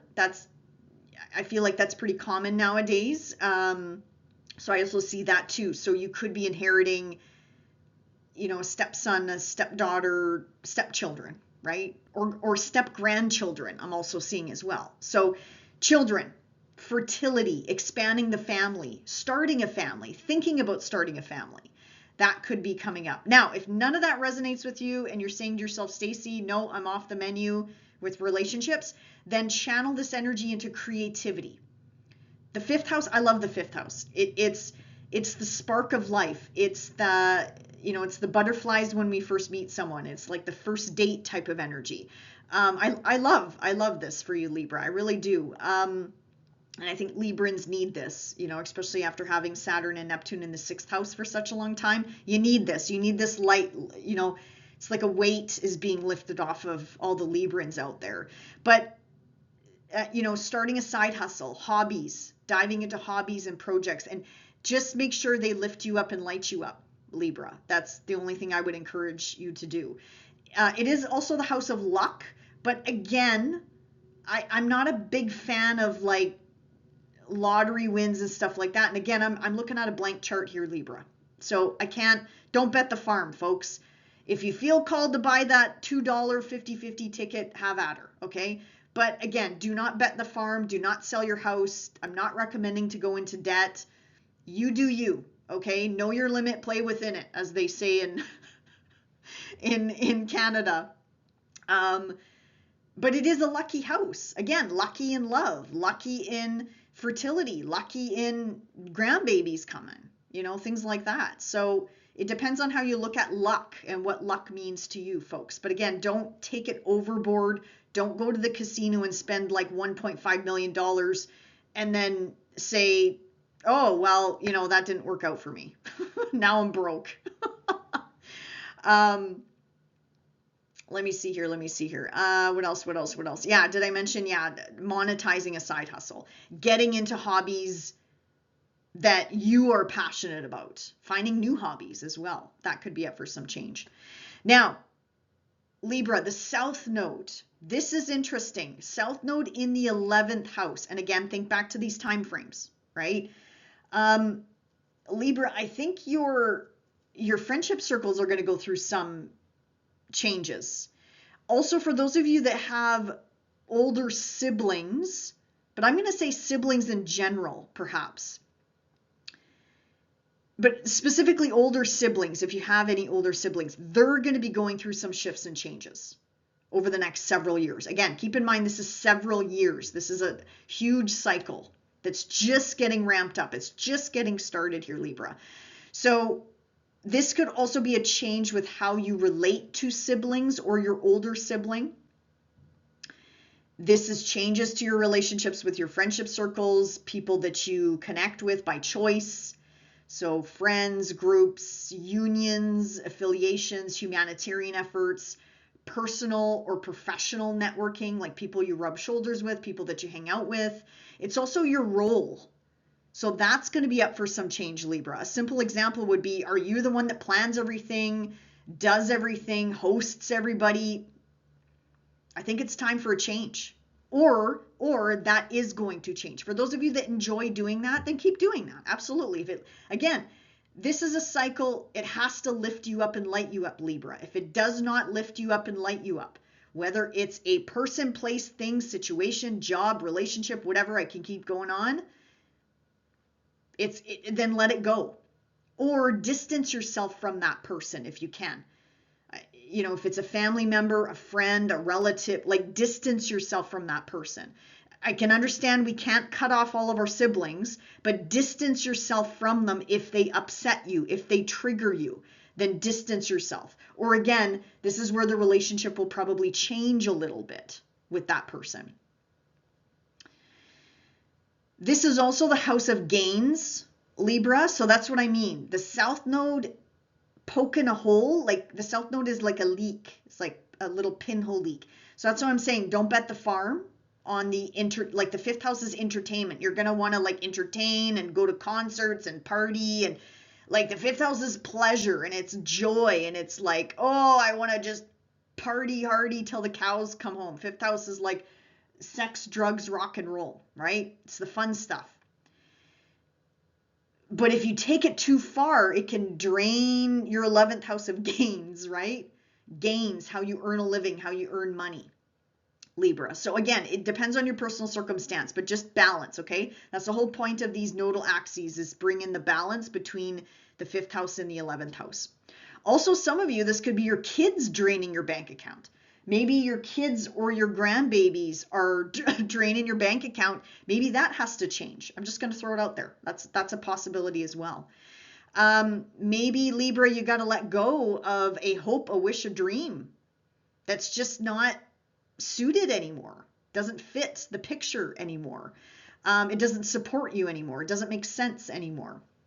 11th house is any sort of long-term commitment also that you may have made or strive for, and maybe it's time to let it go. Maybe it's time to change it up in that area of life. 11th house is also social media. So maybe some of you will be releasing or changing how you use the internet or social media or any sort of platforms, or websites, changing up your website in some way, shape, or form. If you do have a website and own a business, run a business. But anyway, yeah, Libra, really nice energy coming in. Enjoy this cycle, and we'll see you back here in the next video. Bye for now. Hey, Scorpio, sun or rising. Let's talk about the two areas of life that are going to be up for some big life shifts and changes starting in 2026. And yes, this is going to flow all the way till 2028, Scorpio. So this is not light switch energy. It's going to take some time. Also think back to February of 2026. What news or what changes happened in that month? Specifically something to do with home, family, foundation, people that you live with. In particular, Scorpio, what changed or happened, or like news? I'm hearing news. Did news come to you from a family member, a relative, a child, something along those lines? Did it hit you like a sack of bricks, or were you not really surprised? But think back to that time. That would have been a bit of a breadcrumb as to some changes that could be coming into this area of life, Scorpio. So let's start, you know what? Let's start there. Let's start at the 4th house. Also keep in mind, think back to 2008 to 2009. That's the last time we had this eclipse cycle in particular. If you want to go further back, 1989 to 1990. And also I'm going to hit you with one more time frame here, 2017 to 2018. So those respective years might give you some hints, some clues, some patterns, some cycles that could be coming up at this time as well. Now, it doesn't mean the exact same thing is going to happen, okay? So if something not so good happened to you back then or during those time periods, it doesn't mean the exact same thing is going to happen, because all of the outer planets were in different signs, okay? So they would have been talking to you in different ways. So just something to think about, Scorpio, because I'm big on cycles and dates, and I do find there's always a pattern. There's always a pattern with these eclipses, especially this eclipse cycle, all of the fixed signs. So you're a fixed sign, Scorpio, along with Taurus, along with Aquarius and Leo. Those respective signs, including yourself, is going to be up for some huge, big life shifts and changes. Like when 2028 comes, your life will probably look completely different, and some of you might not even be living in the same area or the same spot as to where you're living right now. But anyway, let me get into that, and I'll give you an example if we have time here as to how these eclipses impacted me when they were aspecting my midheaven and also my home line, my IC line. So I'll share that experience as well. But anyway, you're welcoming in something new in the foundation of your chart. So this is changes on the home front. I'm hearing homestead. What does homestead mean? That's probably going to be up for some shifts and changes, and yes, possibly some challenges, because this energy is squaring whatever you're watching for right now, Scorpio. So it's challenging your sun, your career, or if it's your rising sign, it could be also challenging your relationships, all walks of life relationships. So family, friends, loved ones, business partnerships, Scorpio. But The blessing is trying to find you in that fourth house. So relocation, moving, buying, selling, renovating. So maybe some of you are going to stay still. I don't know though. If an eclipse hits your IC, I don't know. Usually that's a big move. But anyway, I'll get to that in a second here. But maybe some of you are going to completely overhaul the homestead or the home or wherever your place of living is right now. Changes on the home front, as I mentioned, changes with family dynamics, changes to how you relate to your family, whatever that means to you, for you. Your relationships with them are going to change. The relationships right now, the people that live under your roof, that's probably going to be up for some big life shifts and changes.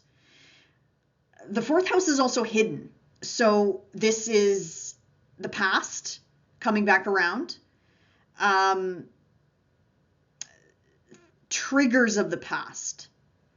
Also, somebody may be triggering you about something to do with your upbringing. So you, out of all signs, Scorpio, you're not afraid to go deep and dark. So don't take this like you're going to have a grueling eclipse season here, okay? You are one of the signs where I don't have to remind you to go deep.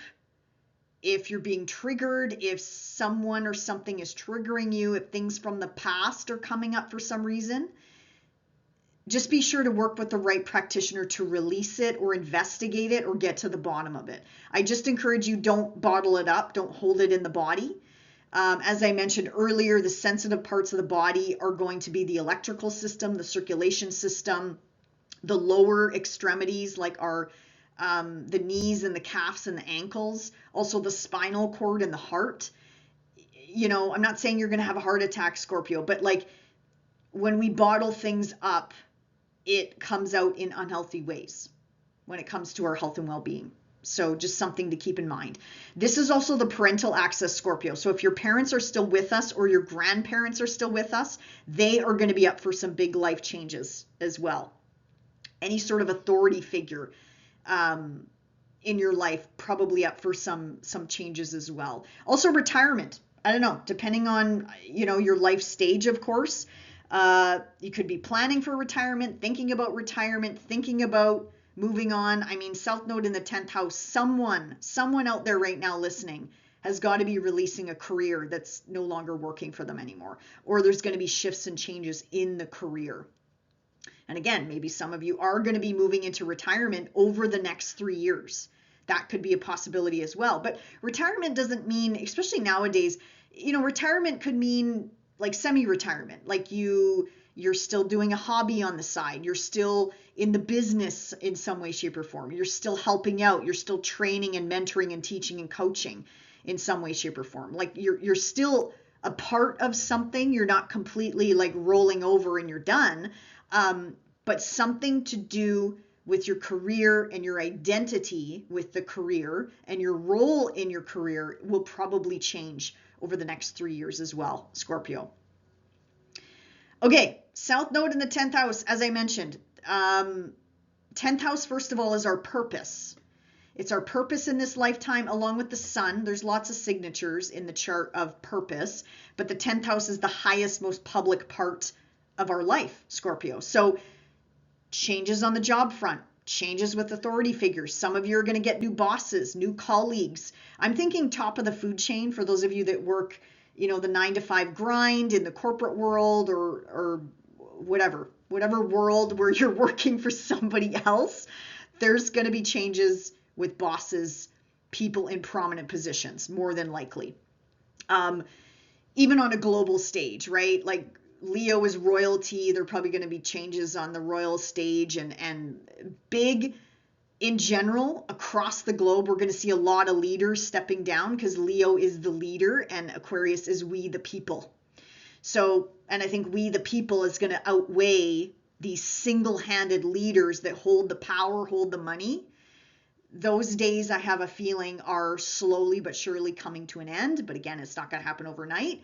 So in your individual life, Scorpio, that's what I'm thinking of, is there's got to be changes at the top of the food chain. Now, if you are a business owner, again, similar to what I said, something to do with your role in the business is probably going to change. or you might pass the reins to somebody else, or you might step down, you might start a different business, you might move into something different.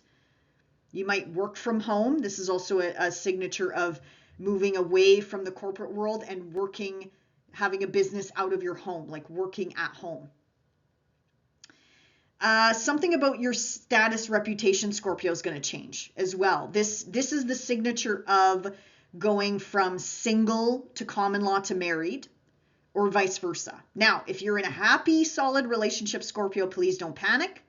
But for those of you that this rings true, that you're in a business partnership that's not working anymore, in a marital partnership or a common law partnership or a relationship in general that is not working anymore, this is the signature, the cycle to let that go once and for all. And this cycle will help you, Scorpio. It's not going to be a cakewalk, but it will help you move through this cycle. Even with family, I'm going to say, Scorpio, I'm going to throw it out there. Now, we can't cut ties with family, but we can distance ourselves with family. Because I'm thinking for those of you from a rising sign perspective, this might impact your 7th house as well. 7th house is any one-to-one connection. So changes to your family, to your siblings, could also be up for some change as well during this transit. And again, I think I mentioned this is the parental axis. So you as a parent could be up for some change. Yeah, your family could be growing. So this isn't, I mean, you're coming off of a fertility signature, Scorpio. It might not be you. Could be grandbabies coming in. Could be you having children, you inheriting like stepkids and stuff like that. Again, the home base is going to change and possibly expand. So that's kind of what I'm thinking here as well. So just, again, just food for thought here, something that just came to me there. And yes, I'll quickly share when a transit like this happened to me. So specifically though, I had an eclipse right on my midheaven and I had an eclipse right on my home line. Okay. So again, it depends on what you're watching for here. But even this cycle, when it impacted my sun, because I'm a Leo sun, I moved across the country for a job, sun, career, even though it did not hit my home line.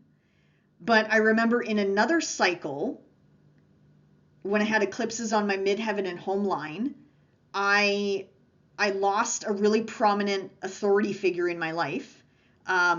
She was a leader at the company I worked for, and she was phenomenal. She was the best leader I've ever had to date. And I lost her. She quit. She didn't die. She quit. And then the company got bought out. I eventually moved on from that company anyway, because yeah, she was the best. She was the best. Like no one could replace her. But anyway, so that happened to me. Also, I had a parent that moved clear across the country from me, like out of the blue. And I'm like, what the hell? Where did this come from?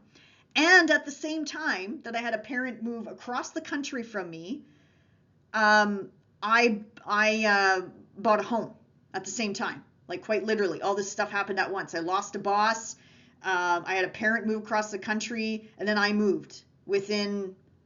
All of this happened within probably like 2 months. But again, I had eclipses exact on my midheaven and my home line.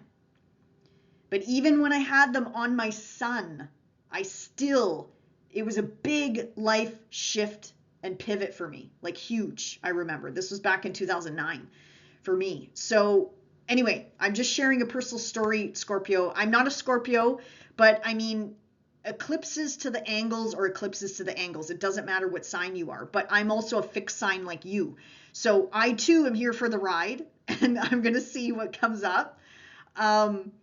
But yeah, like Scorpio, I'm excited for all of us. All of the fixed signs, I'm really excited for all of us because these are the game changers for all of these big areas that we talked about, Scorpio. So if you are one of those that are looking to completely change your life, this is the cycle that's going to make it happen. And it's going to happen, trust me, it's going to happen in ways that you've never, ever dreamed of and never, ever, ever ever in a million years expected. So anyway, on that note, Scorpio, enjoy this transit, this cycle, and we'll see you back here in the next video. Bye for now.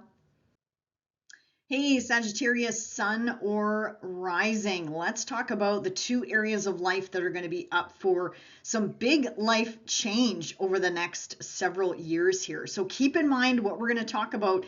This is technically going to ripple way out until 2028.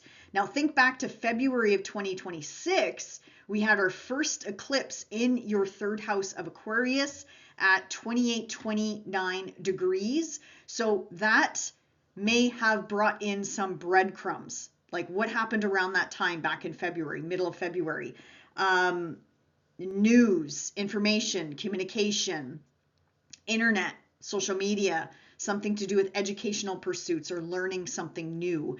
What shifted in this area of life? So that'll give you some breadcrumbs as to what could be coming down the pipe for you in this eclipse cycle. But again, it's just the beginning though, Sag. This is just the beginning.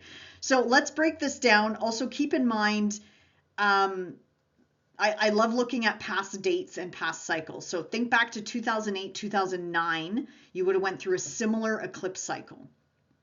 Also think back to 1989 and 1990.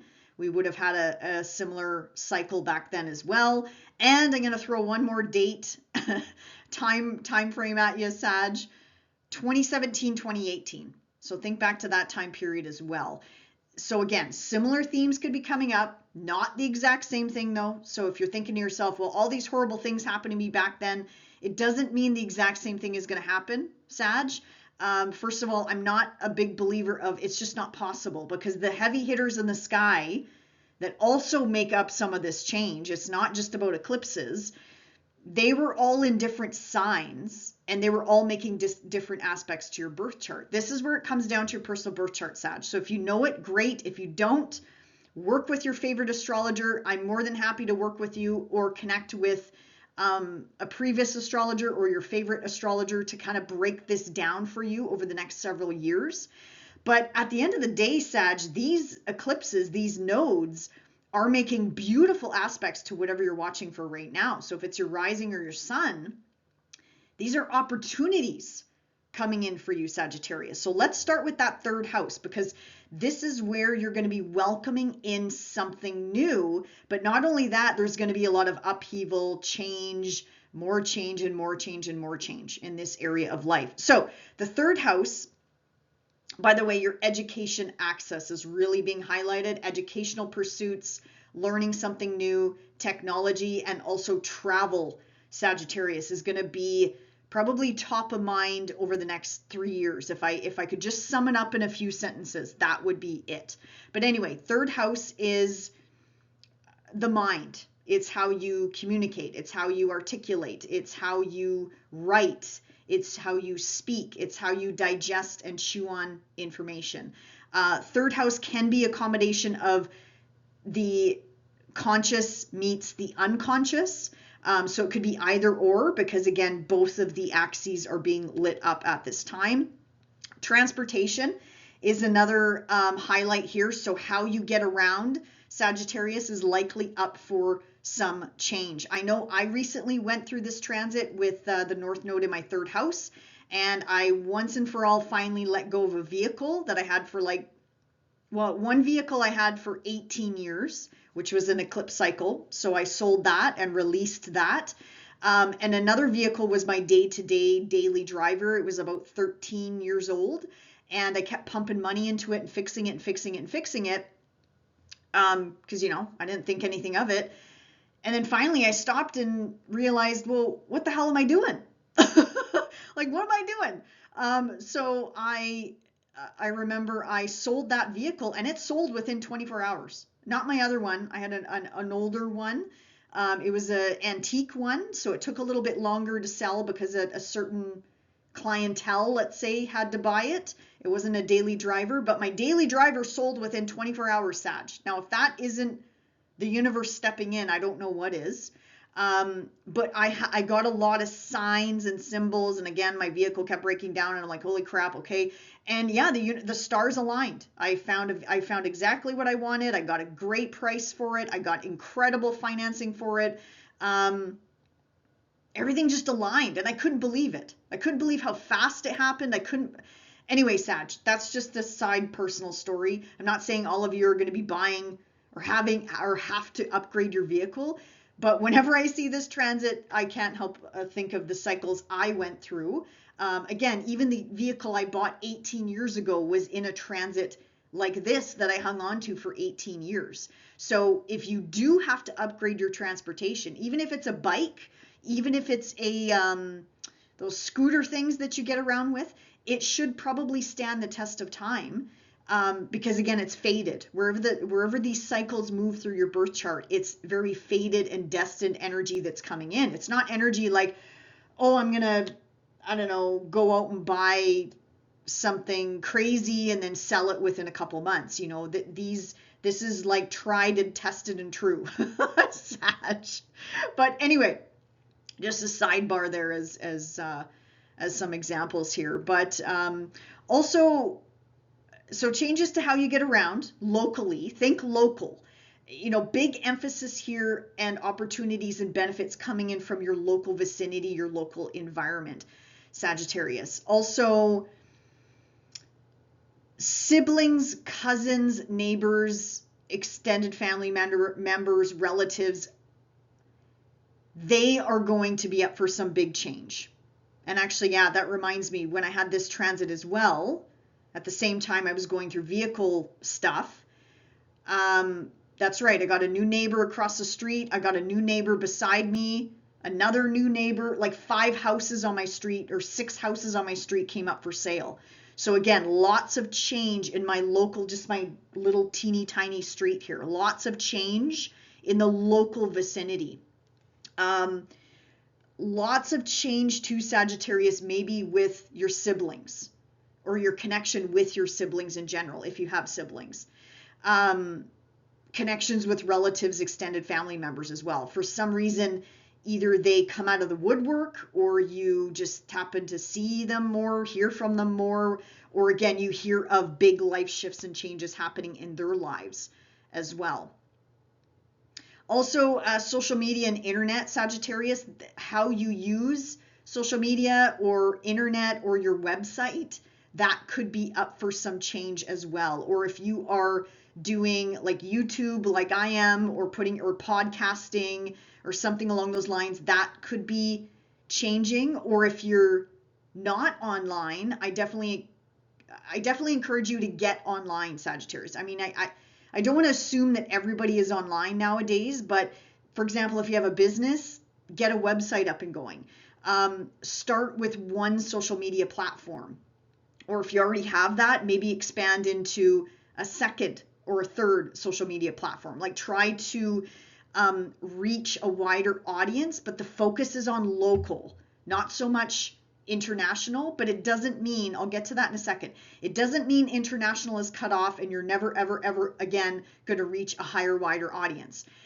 It's just that the North Node is where we put our focus for the next several years, Sag. So that's kind of what I'm thinking about. If you own a business or a side hustle, think about marketing or advertising locally. I'm thinking that's where your clients are going to be coming in from versus globally.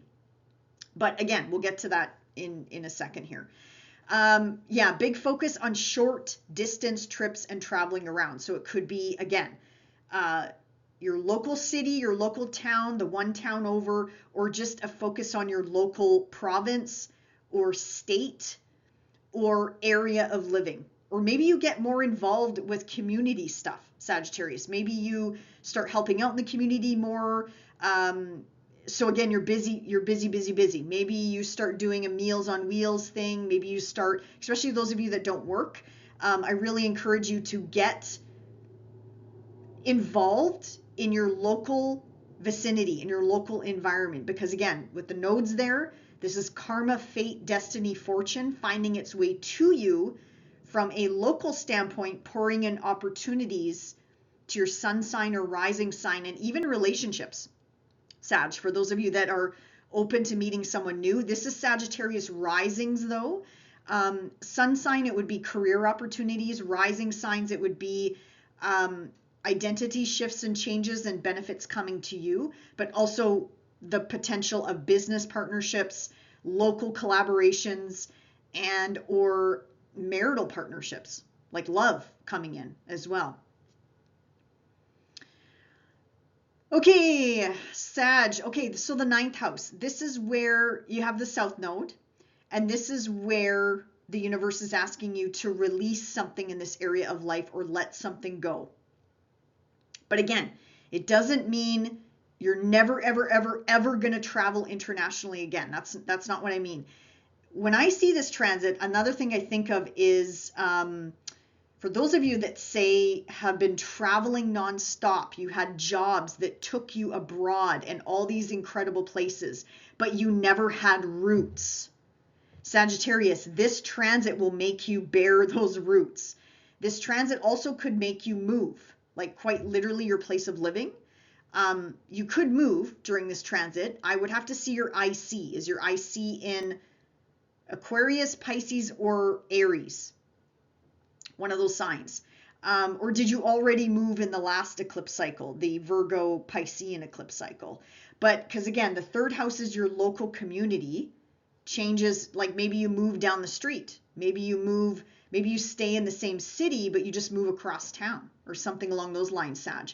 So if you've been a global traveler, if you've had an incredible career abroad, if you've been traveling nonstop, this cycle will kind of bring you down and ground you a little bit. I mean, we're in a cycle of fire and air, so it's tough to ground as it is, but the South Node might make you kind of stay put at least for a few years, at least for a couple years, Sag. So another common thing I see with South Node in the ninth house is letting go of a belief system, someone or something challenging your belief systems, and you kind of go, oh, I never thought of it that way. You know, running into I forgot to mention the third house is our skills, like teaching, training, educating, becoming a teacher, becoming an elder, becoming a mentor, a coach, anything like that. That if you already are one of those individuals, that could be up for some shifts and changes, especially with your client base. But the ninth house is about kind of an aha moment, a change in could be a change in your spiritual belief systems, a change in religion, a change in ethics, a change in you fill in the blank, or getting immersed in the culture of your local environment versus, again, being scattered across the globe, or dipping your toe in 100 different cultures or different countries. It's more zoning in, lasering in on, okay, how can I get to know my local community better? Travel is still on the menu, Sag. I mean, travel is still on the menu. It's just that for some reason you're going to get pulled in locally, and that I can't fill in the blank yet. You'll have to let me know that there's something in your local environment that's going to, I don't want to say hold you down and pin you down, but that's just where your focus is going to be, Sagittarius, with this transit. But it does not mean you're never going to travel again. Okay, I just want to be crystal clear, because I think somebody asked me that, where they said, oh my God, I have to travel. And it was a Sagittarius, and they said, oh my God, I have to travel. I said, yeah, that's fine. But something, maybe it's a relationship, maybe it's a child, maybe it's a new duty and responsibility coming into that fifth house that sort of makes you stick around home a little bit more than usual for the next couple years, Sag. So nothing to be worried about. And at the end of the day, these eclipses are bringing in beautiful, harmonious energy into your sign, Sagittarius. So always keep that in mind as well. All right, Sag, enjoy this new eclipse cycle, and we'll see you back here in the next video. Bye for now. Hey, Capricorn sun or rising, let's talk about the two new areas of life that are going to be impacted and highlighted with this brand new eclipse cycle. But keep in mind, Capricorn, this is for the long haul. This is definitely not a one and done transit. technically, depending on when you're watching this video, we're still wrapping up the eclipse cycle that is impacting your educational and travel axis as well. So first of all, let's think back to 2008, 2009. That's when we had a similar eclipse cycle in Aquarius and Leo. Also 1989 to 1990, we had a similar eclipse cycle. And then I'm going to throw one more timeline at you. 2017 to 2018 Capricorn. That's when we also had a similar eclipse cycle, but the North Node was in Leo and the South Node was in Aquarius. But anyway, so similar patterns, similar cycles, similar life themes could be coming up at this time. Now, if you're saying to yourself, something not so good happened to you back in 2009 or 2008, it doesn't mean the exact same thing is going to happen. Personally, I haven't seen that yet because the planets would have been in different signs, like the outer planets. Like, for example, Pluto just entered your sign, Capricorn. So it could have been a Pluto transit that possibly turned your life upside down as well. And also Saturn, for example, like the heavy hitters in the sky were in different places of your chart. So I know we want to blame Pluto and blame Saturn and blame eclipses. They all have to work in harmony for manifestation to happen in our lives, Capricorn. So I don't want you to panic or worry because this is going to be a financial hit for you, Capricorn. This is going to be a big life shift and change with your financial resources. So let's first get into that second house. This is where you're going to be welcoming in something new. And this is also where Pluto is sitting as well. The North Node and Pluto will be coming together. I'll talk about it later on because he's a ways away yet. But that is going to be monumental from a work, career, and financial standpoint, Capricorn. But regardless, this transit is going to impact or bring in change when it comes to your 9 to 5. What do you do from a day-to-day basis? Now, if you're not working, this would be about how are you showing up and being of service, Capricorn? Or do you help out family? Do you help out friends? Are you involved with volunteering events? Are you involved with your local community? Like, how do you spend your time, your energy, and your effort with your day to day? So for those of you that aren't working, second house is also your skills, your talents, your abilities. So are you learning something new? Are you upgrading your skill set? Are you challenging the brain? What are you doing from a day to day perspective? But Capricorn, this is learning something new. This is embracing technology. This is a big technology transit for all of us with Pluto here, Uranus and Gemini, and also the North Node in Aquarius. Huge scientific developments, huge technological advancements, to say the least, is going to be happening for many, many, many, many years. But for you, Capricorn, this is connecting to a financial house and a work house. So I don't know if you're going to be investing in science, investing in technology, investing in something new, whether it is work related or, again, I'm thinking the stock markets, right? Again, I'm not an expert financial advisor, you guys, but it's just something that I can't help but think of.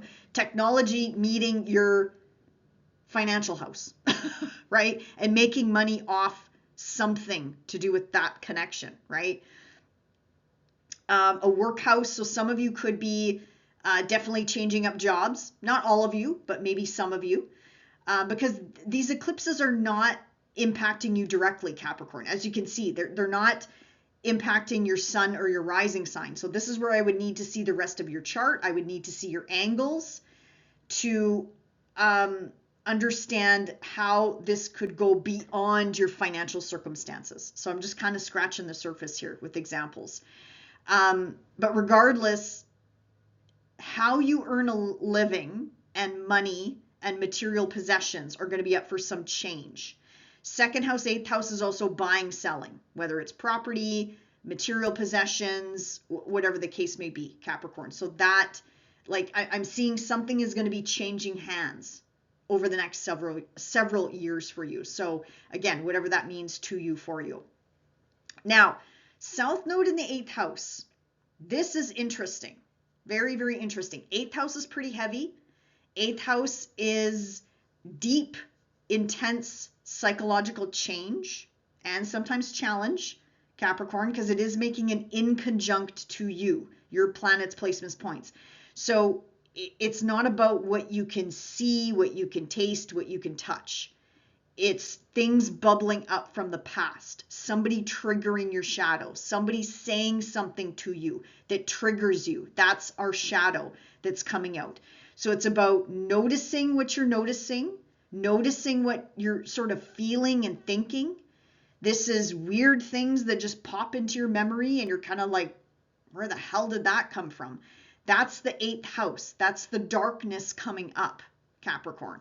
So if that happens, I really encourage you to get it out of your body. So work with a therapist, a counselor, acupuncture, massage, whatever it is, Capricorn, just try to get it out of your body, because this is not the transit to shove it down, because it's going to come out in other unhealthy ways and it could manifest in the body in unhealthy ways. As I mentioned earlier, Leo rules the heart. That is going to be sensitive for all of us over the next couple of years. Now, I'm not saying you're going to have a heart attack, Capricorn, but this is going to be sensitive for all of us. Also, the spinal cord, the back, the ankles, the calves, the circulation system, and the electrical system of the body.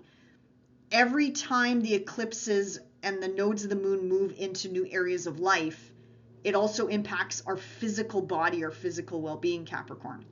So for example, if you are a Cap sun or rising, I'm a Capricorn rising, so my bones are very sensitive. The teeth, the skeleton, the spine, the neck, like anything to do with bones and joints, for example, Capricorn, I'm guessing is probably sensitive to you, for you, or maybe you've had a lot of dental procedures or dental work done, as an example. This is not going to apply to all of you, but wherever these nodes move, it's going to just increase the sensitivity of that body part, or bring your awareness and attention to that area of life not only the area of life, but also the area of your body that needs a little bit more TLC. Now, I'm not here to scare you, Capricorn. It's just something I want everyone to be aware of, especially heart health that is sometimes silent in women, because the symptoms are a little bit different from men to women. But anyway, going back to the eighth house, this is where, purge, release something, releasing the past, releasing the toxic thoughts, releasing the dirty habits that no longer fit. This is also a mundane house, Capricorn, so taxes, debts, loans, something here may need to change. Maybe some of you are paying off something. That could be with the South Node here as well. You could also inherit, debt, like get a mortgage or a loan or something like that. It could work both ways here with this 3-year cycle. Capricorn, you could be merging assets or separation of assets, dissolving of assets. Also, inheritance is in the 8th house as well. So releasing, dissolving property, investments, like splitting them up with siblings, whatever the case may be. Now, I'm not saying someone's going to die, but it is your 8th house of death and rebirth, and it is the 8th house of inheritance. So I'm just going to kind of leave it at that. And anything shared. So for those of you, like how money flows to you will probably change.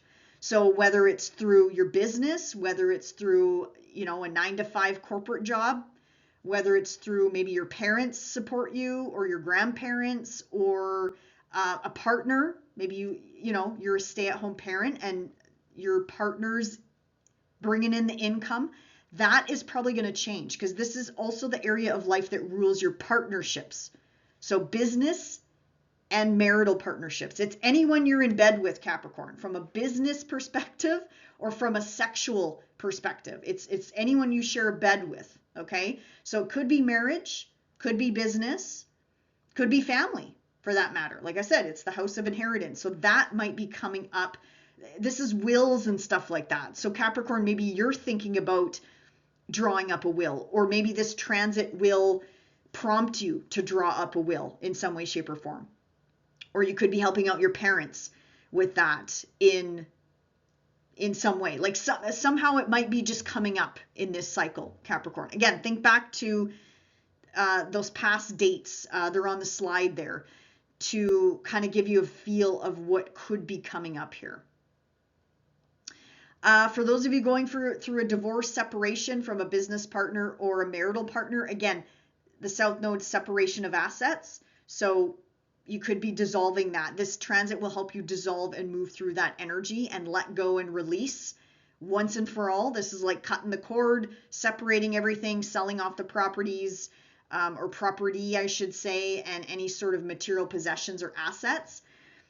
South Node sometimes is also where we need to sacrifice something. So again, I find that's pretty common in the dissolving of a marital relationship or a business relationship. You know, there's usually some sort of sacrifice on either side there, or both sides, I guess I should say. And again, Capricorn, this is the house of fear, power, control. So just keep that in mind. Things bubbling up from the past, things bubbling up into the subconscious, into your conscious. And it's kind of like, it could make you feel like you're wandering around in the dark. And you, I'm just going to put it out there. You might have some dark days. I'm a Cap rising too. So like I'm there with you, but you just might have some weird dark days. Just don't let that pull you under. Go through the underworld. This is moving through the belly of the beast transit. But once we move through the motions here, it's like we're going to be coming up for air. And this is very transformational energy and releasing. Like, think about getting rid of shit that you just don't need anymore. Like purge, purge, purge, purge, purge. Yeah, even think back to February. Did I mention that already? February 2026, we got a sneak peek of this. I remember in February, man, I went through this weird thing. I purged and purged and purged and purged. Yeah, like it was just, and I don't even know where it came from until I finally looked at the astrology and I'm like, oh yeah, okay, the eclipse, duh, it's activating my 8th house. So yeah, you might have already felt this back in February. Letting go, so keep doing that, Capricorn, because that means you're welcoming in new energy. All right, Capricorn, that is about it that I was going to talk about for this video anyway. So keep in mind though, how is this hitting your personal birth chart? That's where it's going to add in layer after layer after layer and add to the financial stories that could be taking shape for you over the next couple years. So enjoy this new eclipse cycle, Capricorn, and we'll see you back here in the next video. Bye for now.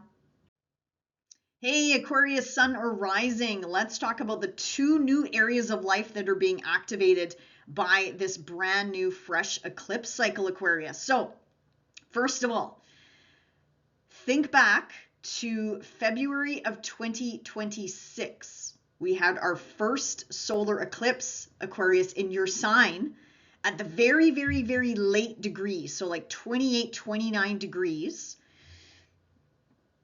So what happened in February, or even March for that matter? Because then we had another eclipse in March, but it was in Virgo, in your 8th house. So a little bit different energy. But when eclipses are in your sign, Aquarius, big, big, big, big life shifts and changes. I cannot stress that enough. Cannot stress that enough. So think back to 2008, 2009, Aquarius. That's the last time we had the North Node in your sign. And then before then, 1989 to 1990. And I'm going to throw another timeline at you. 2017 to 2018 is when we had the South Node in your sign and then the North Node in Leo. So think back to those time frames. I'm going to go out on a limb here, Aquarius, and guess you probably had some big life shifts and changes, even if you're watching for your sun sign, Aquarius. So I'm a Leo sun, and let me tell you, my entire life changed back in 2009. So, and even 2017, 2018, those were crazy years for me too. So even if you're watching just for your sun sign, an eclipse to the sun, north node or south node eclipse, huge life changes, huge, huge, huge. And I'm not here to scare you, Aquarius, okay? I hope that doesn't scare you. It just means, like, yeah, buckle up. All the fixed signs. And I'm with you, okay? I'm a Leo sun. This is hitting me dead on. That eclipse back in February hit my sun like within a couple degrees. So, yes, I'm in it for the ride too, Aquarius, okay? I want all the fixed signs to lean into this. So you, Leo, Taurus, and Scorpio energy is going to be lit up over the next several years.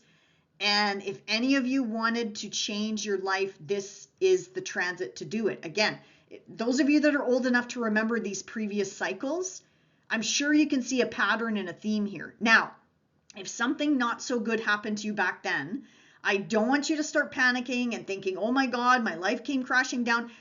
Trust me, 2009 was not a good year for me either.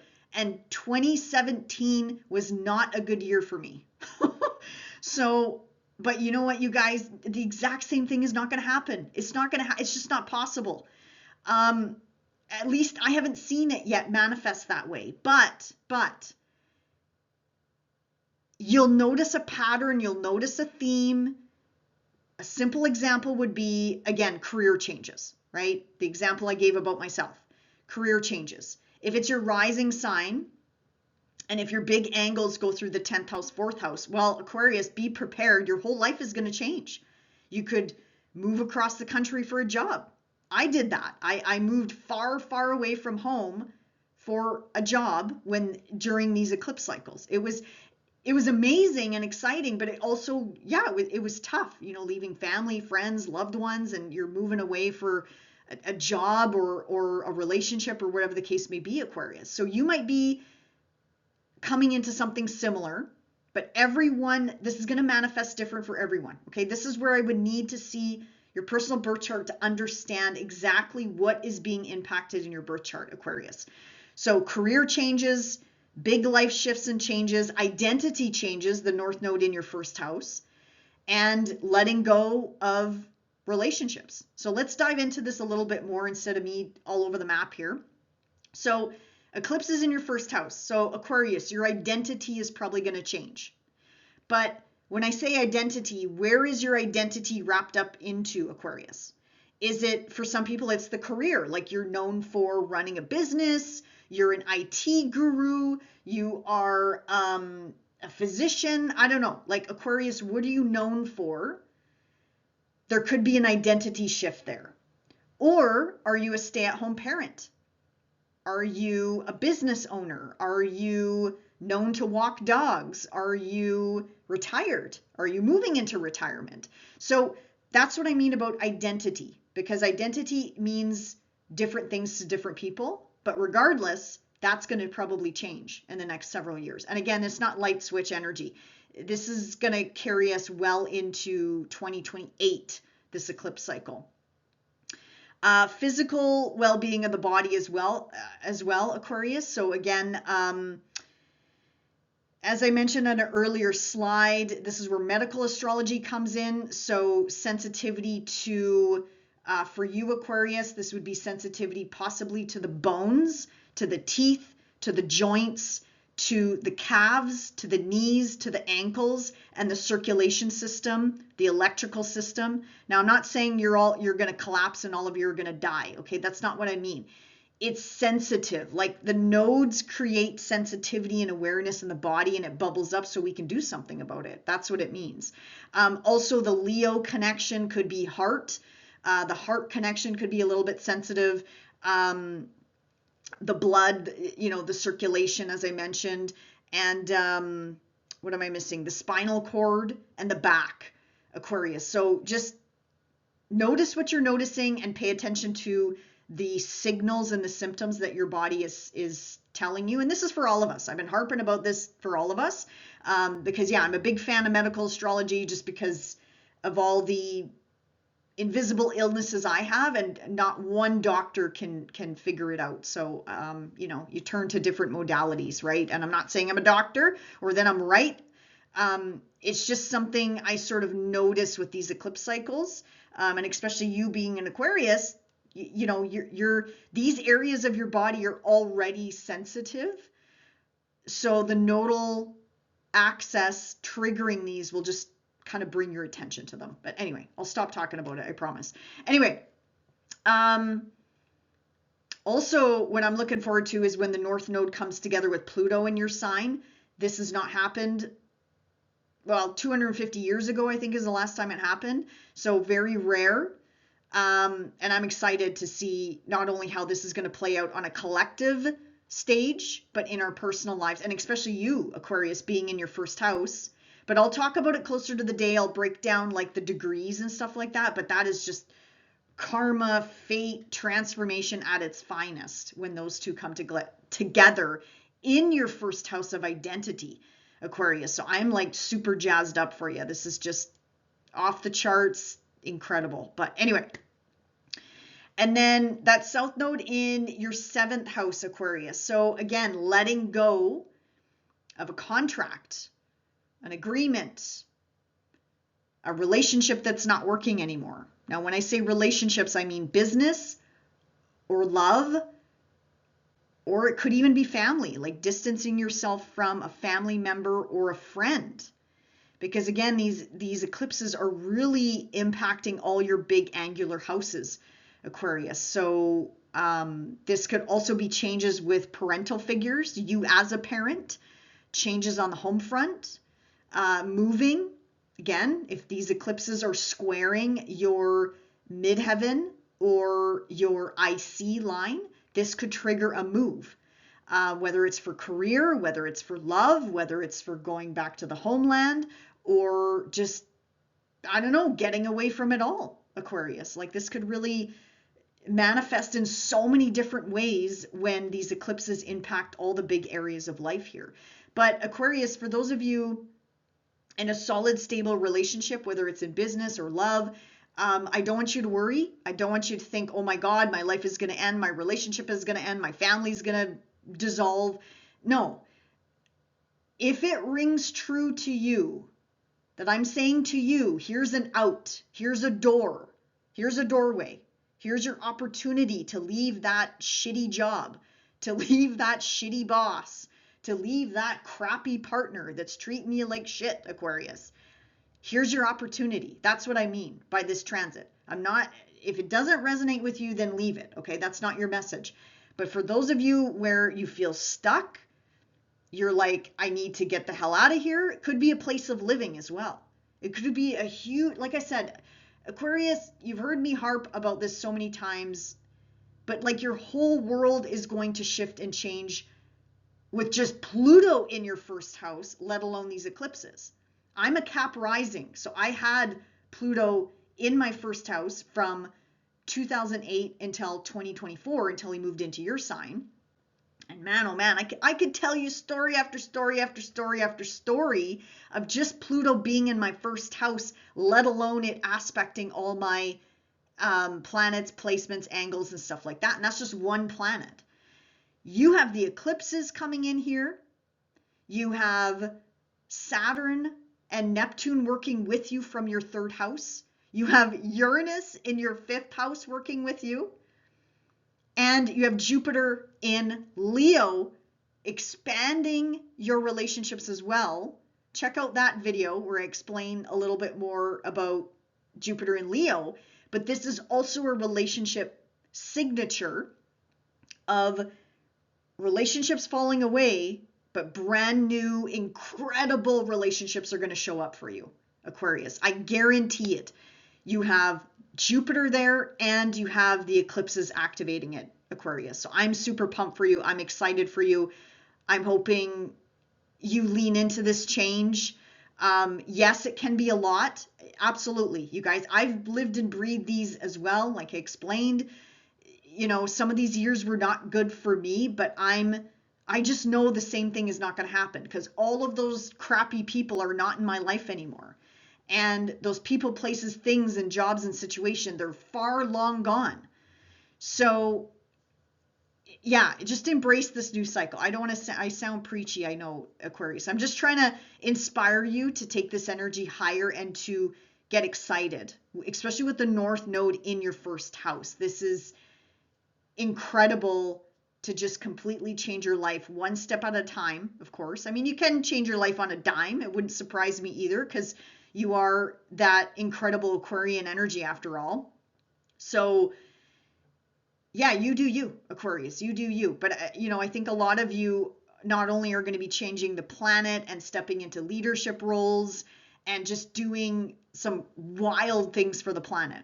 I think it's Aquarius's time to step up and share their gifts. And not all of you, of course, but, if you're feeling called to step up into a greater, bigger purpose, yeah, the North Node connecting with your sun or your moon or your rising sign. And again, once he hits Pluto, this is just off the charts wild. Off the charts wild for you, Aquarius. This is like being in the ultimate spotlight, success, prominence, status, because again, Pluto rules your 10th house. So that's what I'm thinking of. Big, big, big career, faded career moves, like synchronicity at its finest, people, places, things coming into your life to nudge you along your path, being in the right place at the right time. That's what this energy is all about as well, Aquarius. And again, you're the only sign that has Pluto in the first house. So this just packs a special punch for all of you, and none of the other signs have this. I mean, Capricorn had its day when the North Node came into contact with Pluto, but I mean, that's long gone. This is new energy now coming in, and Aquarius is about the people, where Capricorn was more about heavy governments. Your sign is still ruled by Saturn, but your sign is also ruled by Uranus, the rule breaker. Saturn makes the rules and keeps the rules, and Uranus comes along and he's the cement ball that smashes into that building and brings that government building down to its knees, right? So that's the difference between your energy and Capricornian energy. But anyway, Aquarius, I could talk forever about that. Enjoy this cycle, my friends, and we'll see you back here in the next video. Bye for now. Hey, Pisces, sun or rising. Let's talk about the 2 new areas of life that are being lit up for you in this brand new eclipse cycle. Now, technically, depending on when you're watching this video, the eclipses and the nodes of the moon, well, I should say the eclipses in general are not done with you yet, Pisces. So yes, the nodes of the moon are going to move on and move along in July of 2026, but if you watch the beginning part of my video where I showed a slide of all the dates, we're still going to have eclipses in your sign and in Virgo that are going to take us into 2027. So the eclipses are not quite done with you yet, Pisces. So even though we're going to talk about 2 new areas of life, keep at the back of your mind, you are still going through a big identity shift, because you are still having these activations in your first house of identity, of your physical well-being in your body, and your 7th house of partnerships. So keep in mind that more change could be coming down the pipe when it comes to you yourself and also your relationships. But anyway, so the North Node moves along into your 12th house. Now, Pisces, think back to February of 2026. That's when we had our very first eclipse in this brand new area of life for you. Now, some of you might have felt this and some of you might have not. The 12th house is interesting.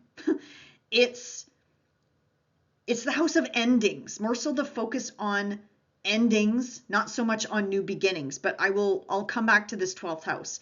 So think back to that time, and that would have given you maybe some examples or breadcrumbs as to what to anticipate or expect in this brand new eclipse cycle that's going to take us well into 2028.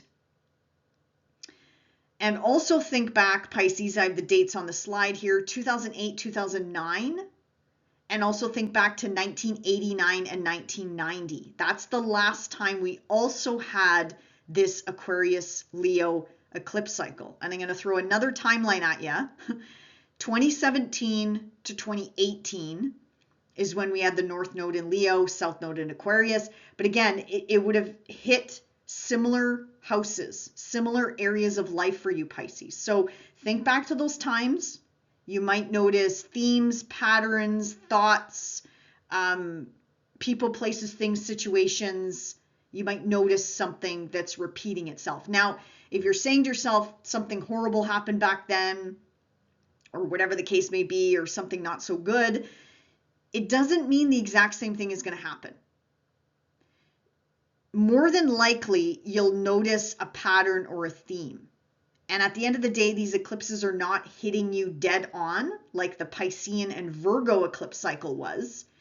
Actually, you might have felt the eclipse in March. We had an eclipse in Virgo. I think it was around 13 degrees, March the 3rd. You might have felt that eclipse more than the solar eclipse on or around February the 17th. But again, this is where I would need to see your personal birth chart to see exactly, what do you have at those angles? What do you have at those degree points? Do you have anything that the eclipses are talking to or activating or waking up in your birth chart, Pisces?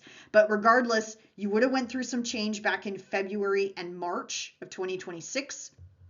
And then we have a new wave of eclipses coming in August of 2026, which I have a feeling are going to be pretty big and impactful. But for you, let's go back to this 12th house because it's a quieter subconscious area of life, Pisces.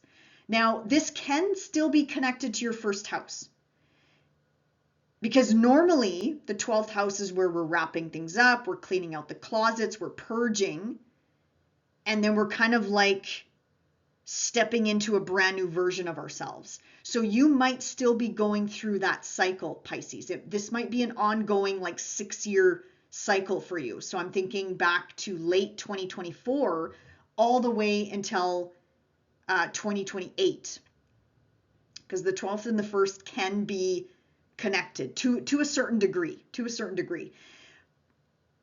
But I'm thinking, Pisces, when I see the North Node in the 12th house, this is solitude. This is you getting away from it all. This is you kind of stepping away from the limelight, the spotlight, and maybe working on something behind closed doors.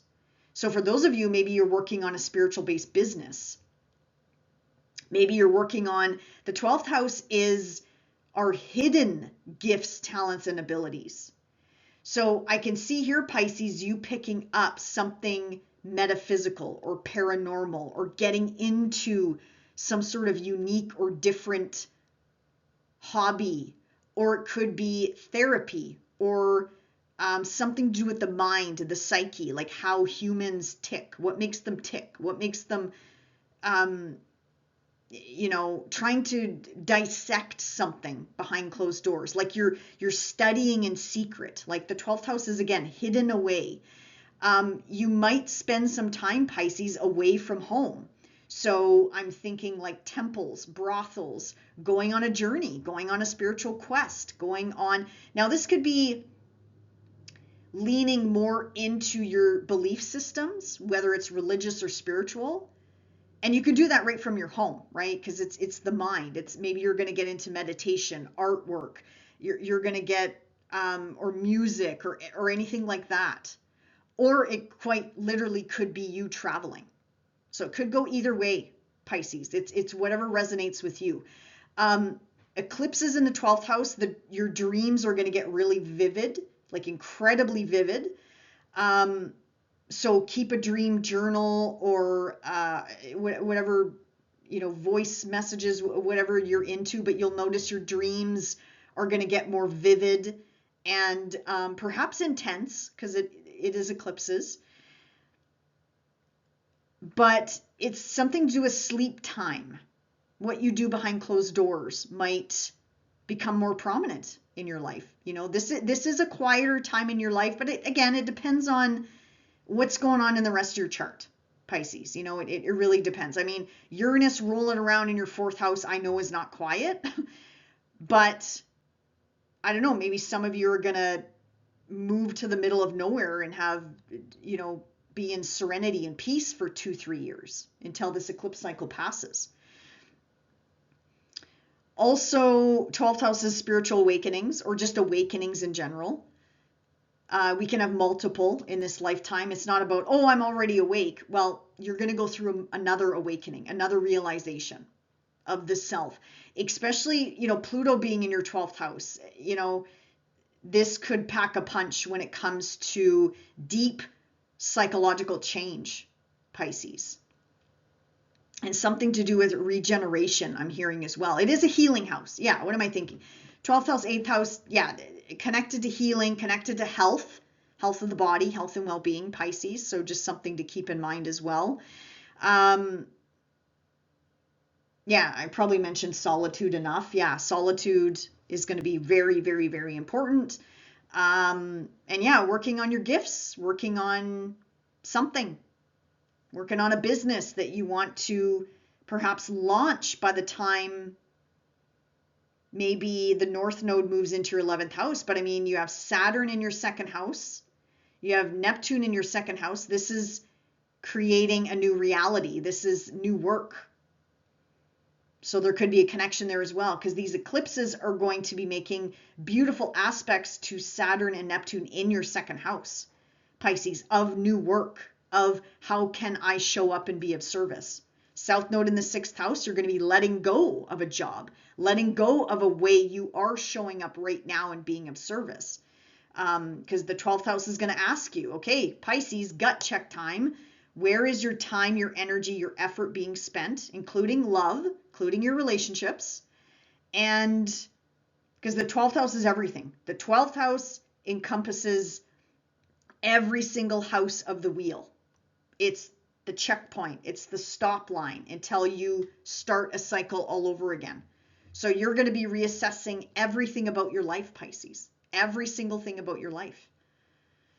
So yeah, some of you, this could be a huge game changer, depending on how this is impacting your personal birth chart. And I know some of you have already gone through a ton of change with the eclipses in your 1st house and 7th house. So this is just going to, you know, probably continue on.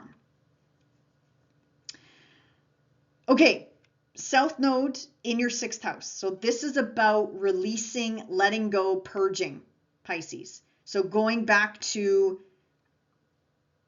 how do you want to show up and who do you want to show up for? So whether you're working or not working, if you're not working, I encourage you to get involved with local community, local events. Aquarius energy is the we energy. It's about collective movements and collective efforts. So I do encourage you, if you're able to get involved with those sorts of things. And it can be global or local, either or. 6th house though, South Node, this is definitely changes in the work environment.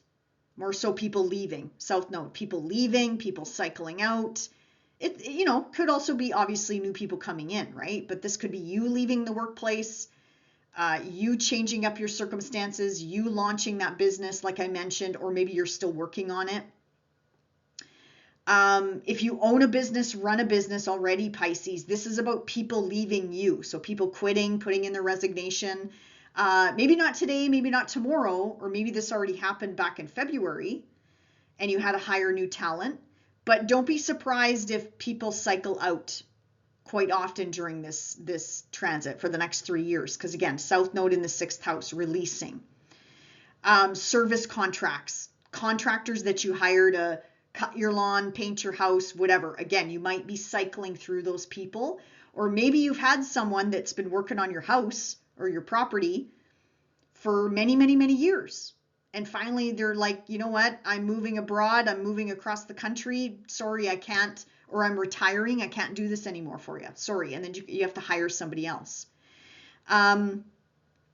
This is also the area of life of like relatives, aunts, uncles. So they could be going through some changes in their life as well. I don't, again, depending on your connection to these people, you may or may not know this. Pets and your health and well-being are in this house. So pay attention to your pets' symptoms and behavior, because there's changes here clearly with pets coming and going in the household.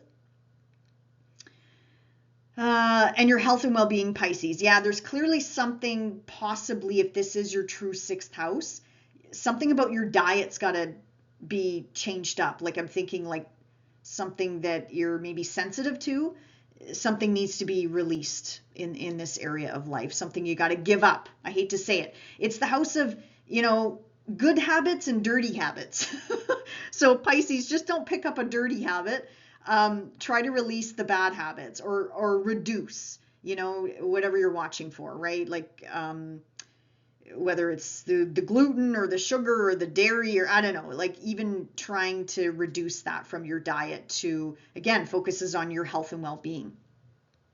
Or big rapid changes to your diet. Some of you, this could be small, and what am I thinking? Some of you, this could be big, a huge lifestyle shift from your health and well-being. Something here definitely has to be released in this area of life. Also, your day-to-day duties and responsibilities are probably going to change too, Pisces. So again, whether it's in the workspace, the workplace, or running the kids here, running the grandkids there, running after clients, I don't know, whatever you do, again, this is the house of how am I being of service, the house of work.